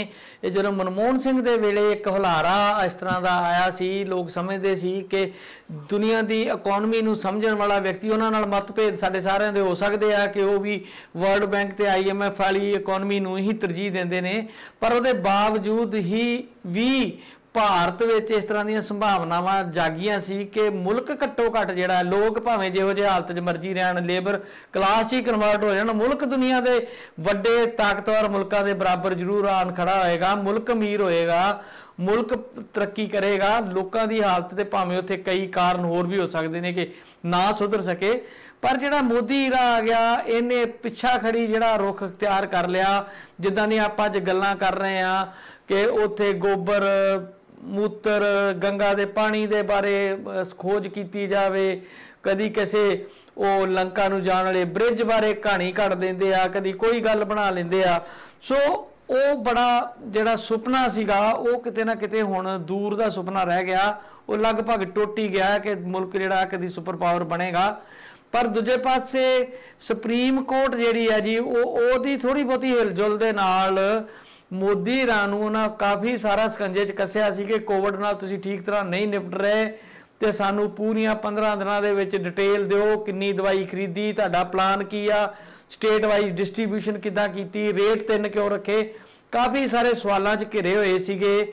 ਤੇ ਹੁਣ ਆ ਕੇ ਮੋਦੀ ਸਾਹਿਬ ਨੇ ਕਿਹਾ ਹੈ ਕਿ ਜੀ ਕੇਂਦਰ ਸਰਕਾਰ ਇਹ ਸਾਰੀ ਜ਼ਿੰਮੇਵਾਰੀ ਚੁੱਕੇਗੀ ਕਿ 18 ਸਾਲ ਤੋਂ ਉੱਪਰ ਦੇ ਸਾਰੇ ਲੋਕਾਂ ਨੂੰ ਫ੍ਰੀ ਇੰਜੈਕਸ਼ਨ ਦੇਣ ਦੀ ਜ਼ਿੰਮੇਵਾਰੀ ਜਿਹੜੀ ਆ ਉਹ ਕੇਂਦਰ ਦੀ ਹੋਏਗੀ। ਤੇ ਨਾਲ ਦੀ ਨਾਲ ਉਹਨਾਂ ਦੋਸ਼ ਫਿਰ ਵੀ ਸਟੇਟਾਂ ਤੇ ਲਾਇਆ, ਕਿਉਂਕਿ ਉਹ ਕਹਿ ਰਹੇ ਨੇ ਆਪਣੀ ਸਪੀਚ ਦੇ ਵਿੱਚ ਕਿ ਜਿਹੜੀਆਂ ਕੁਝ ਸਟੇਟਾਂ ਨੇ ਉਹ ਲਗਾਤਾਰ ਇਹ ਇਲਜ਼ਾਮ ਲਾ ਰਹੀਆਂ ਸੀ ਕਿ ਹੈਲਥ ਜਿਹੜਾ ਵਾ ਉਹ ਸਟੇਟ ਇਸ਼ੂ ਆ ਤੇ ਜਿਹੜਾ ਸੈਂਟਰ ਆ ਉਹ ਖਾਮ ਖਾ ਉਹ 'ਚ ਦਖਲ ਦੇ ਰਿਹਾ ਆ, ਤਾਂ ਕਰਕੇ ਅਸੀਂ ਇਦਾਂ ਕੀਤਾ ਸੀਗਾ। ਪਰ ਉਹ ਜਵਾਬ ਉਹਨਾਂ ਕੋਲ ਕੋਈ ਨਹੀਂ ਆ। ਤੇ ਉਹ ਜਿਵੇਂ ਕਹਿੰਦੇ ਆ ਨਾ, ਬਾਂਹ ਮਰੋੜ ਕੇ ਸੁਪਰੀਮ ਕੋਰਟ ਨੇ ਉਹਨਾਂ ਨੂੰ ਰਾਹ ਤੇ ਲਿਆਂਦਾ ਲੱਗਦਾ ਆ। ਜੇ ਹੁਣ ਵੀ ਬਿਆਨਾਂ 'ਚ ਤੇ ਅਮਲ 'ਚ ਫਰਕ ਨਾ ਹੋਇਆ ਤੇ ਉਮੀਦ ਕੀਤੀ ਜਾ ਸਕਦੀ ਆ ਕਿ ਭਾਰਤ ਵਿੱਚ ਜਿਹੜਾ ਆ ਉਹ ਲੋਕਾਂ ਨੂੰ ਵੀ ਇੰਜੈਕਸ਼ਨ ਲੱਗਣ ਦੀਆਂ ਸੰਭਾਵਨਾ ਬਣ ਜਾਣਗੀਆਂ। ਹਾਲਾਂ ਪਾਪੂਲੇਸ਼ਨ ਬਹੁਤ ਜ਼ਿਆਦਾ ਆ, ਉਸ ਹਿਸਾਬ ਨਾਲ ਪ੍ਰਬੰਧ ਕਰਨੇ ਪੈਣਗੇ ਉਹਨਾਂ ਨੂੰ। ਤੇ ਹੁਣ ਤੇ ਦਰ ਤੁਰੇ ਫਿਰਦੇ ਨੇ, ਅਮਰੀਕਾ ਕੋਲੋਂ ਵੀ ਮੰਗ ਰਹੇ ਨੇ ਤੇ ਹੋਰ ਮੁਲਕਾਂ ਕੋਲੋਂ ਵੀ ਮੰਗ ਰਹੇ ਨੇ ਤੇ ਆਪਣੀਆਂ ਕੰਪਨੀਆਂ ਨੂੰ ਵੀ ਕਹਿ ਰਹੇ ਨੇ ਕਿ ਇਹਨੂੰ ਵਧਾਓ। ਸੋ ਮੋਦੀ ਰਾਂ ਦੇ ਕਹਿਣੀ ਤੇ ਕਰਨੀ 'ਚ ਜਿਹੜਾ ਅੰਤਰ ਆ ਜੀ, ਉਹਨੇ ਬੜਾ ਨੁਕਸਾਨ ਕੀਤਾ ਮੁਲਕ ਦਾ। ਜਿੱਥੋਂ ਤੁਸੀਂ ਗਿੱਲ ਸਾਹਿਬ ਸ਼ੁਰੂ ਕੀਤੀ ਸੀ ਨਾ ਗੱਲ, ਮਨਮੋਹਨ ਸਿੰਘ ਦਾ ਤੇ ਮੋਦੀ ਸਾਹਿਬ ਦਾ ਮੁਕਾਬਲਾ ਜਿਹੜਾ ਤੁਸੀਂ ਕੀਤਾ ਸੀਗਾ, ਇਹ ਠੀਕ ਆ ਕਿ ਮਨਮੋਹਨ ਸਿੰਘ ਹੁਣੀ IMF ਦੇ ਵਿੱਚ, ਵਰਲਡ ਬੈਂਕ 'ਚ ਰਹੇ ਸੀਗੇ ਤੇ ਉਹ ਆਮ ਲੋਕਾਂ ਦੀ ਜਿਹੜੀ ਜਿਹਨੂੰ ਪ੍ਰੋ ਪੀਪਲ ਇਕਨੋਮੀ ਅਸੀਂ ਕਹਿੰਦੇ ਆ, ਉਹਦੇ ਵਿੱਚ ਭਾਵੇਂ ਉਹਨਾਂ ਦਾ ਵਿਸ਼ਵਾਸ ਨਹੀਂ ਸੀਗਾ, ਉਹਨਾਂ ਦਾ ਯੋਗਦਾਨ ਵੀ ਨਹੀਂ ਸੀਗਾ, ਪਰ ਇੱਕ ਗੱਲ ਤਾਂ ਪੱਕੀ ਆ ਨਾ ਕਿ ਉਹ ਅਰਥ ਸ਼ਾਸਤਰੀ ਸੀਗੇ। ਉਹਨਾਂ ਦਾ ਜਿਹੜਾ ਵਿਜ਼ਨ ਹੈ ਉਹ ਪ੍ਰੋਗਰੈਸਿਵ ਸੀਗਾ।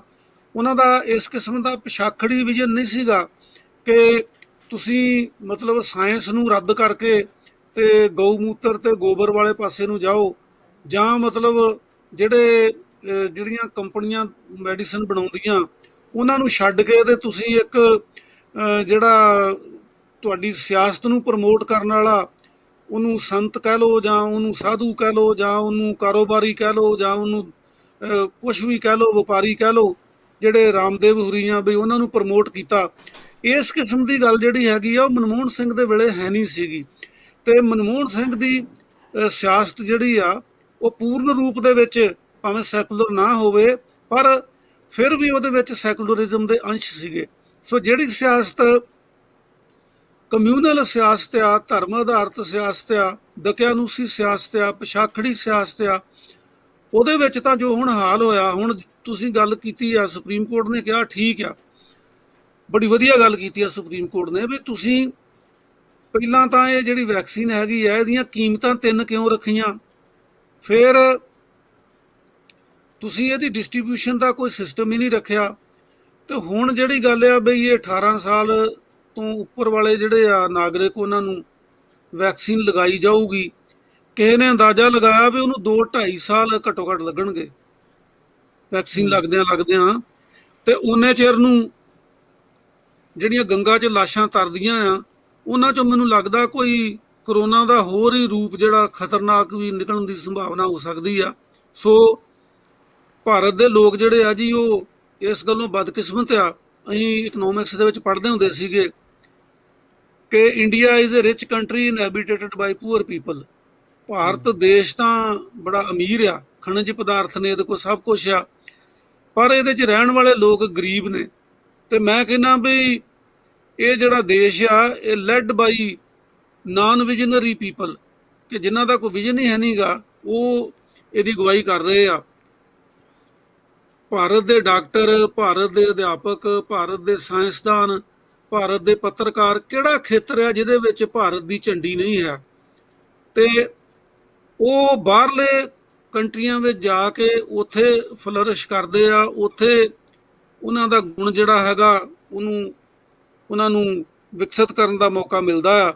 ਤੇ ਜਿਹੜਾ ਦੇਸ਼ ਆ ਜੀ ਉਹਦੀ ਲੀਡਰਸ਼ਿਪ ਇਹੋ ਜਿਹੇ ਹੱਥਾਂ ਕੋਲ ਰਹੀ ਤੇ ਹੁਣ ਜ਼ਿਆਦਾ ਹੀ ਮਾੜਿਆਂ ਕੋਲ ਚਲ ਗਈ ਆ ਬਈ ਬਹੁਤ ਵਾਰੀ ਲੋਕ ਜਿਹੜੇ ਆ ਇਹ ਮਹਿਸੂਸ ਕਰਦੇ ਆ ਬਈ ਭਾਰਤ ਨੂੰ ਆਪਣਾ ਮੁਲਕ ਵੀ ਕਹੀਏ ਕਿ ਨਾ ਕਹੀਏ ਜੀ। ਬਿਲਕੁਲ ਦਸਾਂਝ ਸਾਹਿਬ, ਆਪਣੇ ਕਾਲਮ ਸਾਹਿਬ ਤੁਸੀਂ ਠੀਕ ਕਹਿ ਰਹੇ ਹੋ। ਸਮਾਂ ਆਪਣਾ ਮੇਰੇ ਖਿਆਲ ਲਗਭਗ ਖਤਮ ਹੈ ਤੇ ਆਪਾਂ ਅੱਜ ਕਿਸਾਨ ਲੀਡਰਸ਼ਿਪ ਦੀ ਕੋਈ ਗੱਲ ਨਹੀਂ ਕਰ ਸਕੇ। ਕਿਸਾਨ ਲੀਡਰਸ਼ਿਪ ਦੇ ਉੱਤੇ ਇਲਜ਼ਾਮ ਲੱਗ ਰਹੇ ਨੇ, ਕੋਈ ਲੋਕੀ ਕਹਿੰਦੇ ਨੇ ਕਿ ਉਹਨਾਂ 'ਚ ਫੁੱਟ ਪਈ ਹੈ, ਪਰ ਕਿਸਾਨ ਲੀਡਰਾਂ ਨੇ ਸਪਸ਼ਟ ਕਰ ਦਿੱਤਾ ਹੈ ਕਿ ਇਸ ਤਰ੍ਹਾਂ ਦੀ ਕੋਈ ਗੱਲ ਨਹੀਂ ਹੈ। ਸਾਰੇ ਇਕਮੁੱਠ ਹੋ ਕੇ ਜਿਹੜੇ ਆ ਅਸੀਂ ਅੰਦੋਲਨ ਕਰ ਰਹੇ ਹਾਂ ਤੇ ਇਹਦੇ ਤੇ ਆਪਾਂ ਚਰਚਾ ਸੁਸ਼ੀਲ ਨਾਲ ਵੀ ਕਰ ਲਾਂਗੇ ਤੇ ਕੱਲ ਦੇ ਪ੍ਰੋਗਰਾਮ 'ਚ ਦੁਬਾਰਾ ਗੱਲਬਾਤ ਤੁਹਾਡੇ ਨਾਲ ਕਰ ਲਾਂਗੇ। ਤੁਹਾਡਾ ਬਹੁਤ ਬਹੁਤ ਸ਼ੁਕਰੀਆ ਜੀ, ਧੰਨਵਾਦ। ਮੈਂ ਤੁਹਾਡਾ ਧੰਨਵਾਦ ਕਰਨ ਤੋਂ ਪਹਿਲਾਂ ਇਹ ਕਹਿਣਾ ਚਾਹੁੰਦਾ ਹਾਂ ਵੀ ਜਿਹੜੇ ਕਿਸਾਨ ਮੋਰਚੇ ਦੀ ਲੀਡਰਸ਼ਿਪ ਦੇ ਵਿੱਚ ਫੁੱਟ ਦੀ ਗੱਲ ਕਰਦੇ ਆ ਨਾ, ਉਹ ਅਸਲ 'ਚ ਫੁੱਟ ਪਾਉਣੀ ਚਾਹੁੰਦੇ ਆ, ਉਹ ਐਲੀਮੈਂਟ ਆ। ਕਿਸਾਨਾਂ ਦੇ ਮੋਰਚੇ ਦੇ ਜਿਹੜੇ ਲੀਡਰਸ਼ਿਪ ਆ ਉਹਨਾਂ ਦੇ ਵਿੱਚ ਕੋਈ ਮਤਭੇਦ ਨਹੀਂ, ਕੋਈ ਫੁੱਟ ਨਹੀਂ ਗੀ, ਉਹ ਵਧੀਆ ਤਰ੍ਹਾਂ ਜਿਹੜਾ ਉਹ ਮੋਰਚਾ ਚਲਾ ਰਹੇ ਆ। ਸੋ ਗਿੱਲ ਸਾਹਿਬ ਤੁਹਾਡਾ ਵੀ ਬਹੁਤ ਸ਼ੁਕਰੀਆ। ਬਹੁਤ ਧੰਨਵਾਦ ਜੀ, ਤੇ ਆਪਣੇ ਦਰਸ਼ਕਾਂ ਦਾ ਵੀ ਕਰਦੇ ਹਾਂ ਧੰਨਵਾਦ। ਤੇ ਪ੍ਰੋਗਰਾਮ ਦਾ ਦੂਜਾ ਹਿੱਸਾ ਲੈ ਕੇ सुशील दसांझ दे नाल आपां फौरी तौर ते हुंदे हां हाज़र। एक छोटा जिहा ब्रेक लैने ते वापस आने जी प्रोग्राम के दूजे हिस्से। तुहाडा सब दा प्रोग्राम जुड़न दी शुक्रिया जी, धन्नवाद।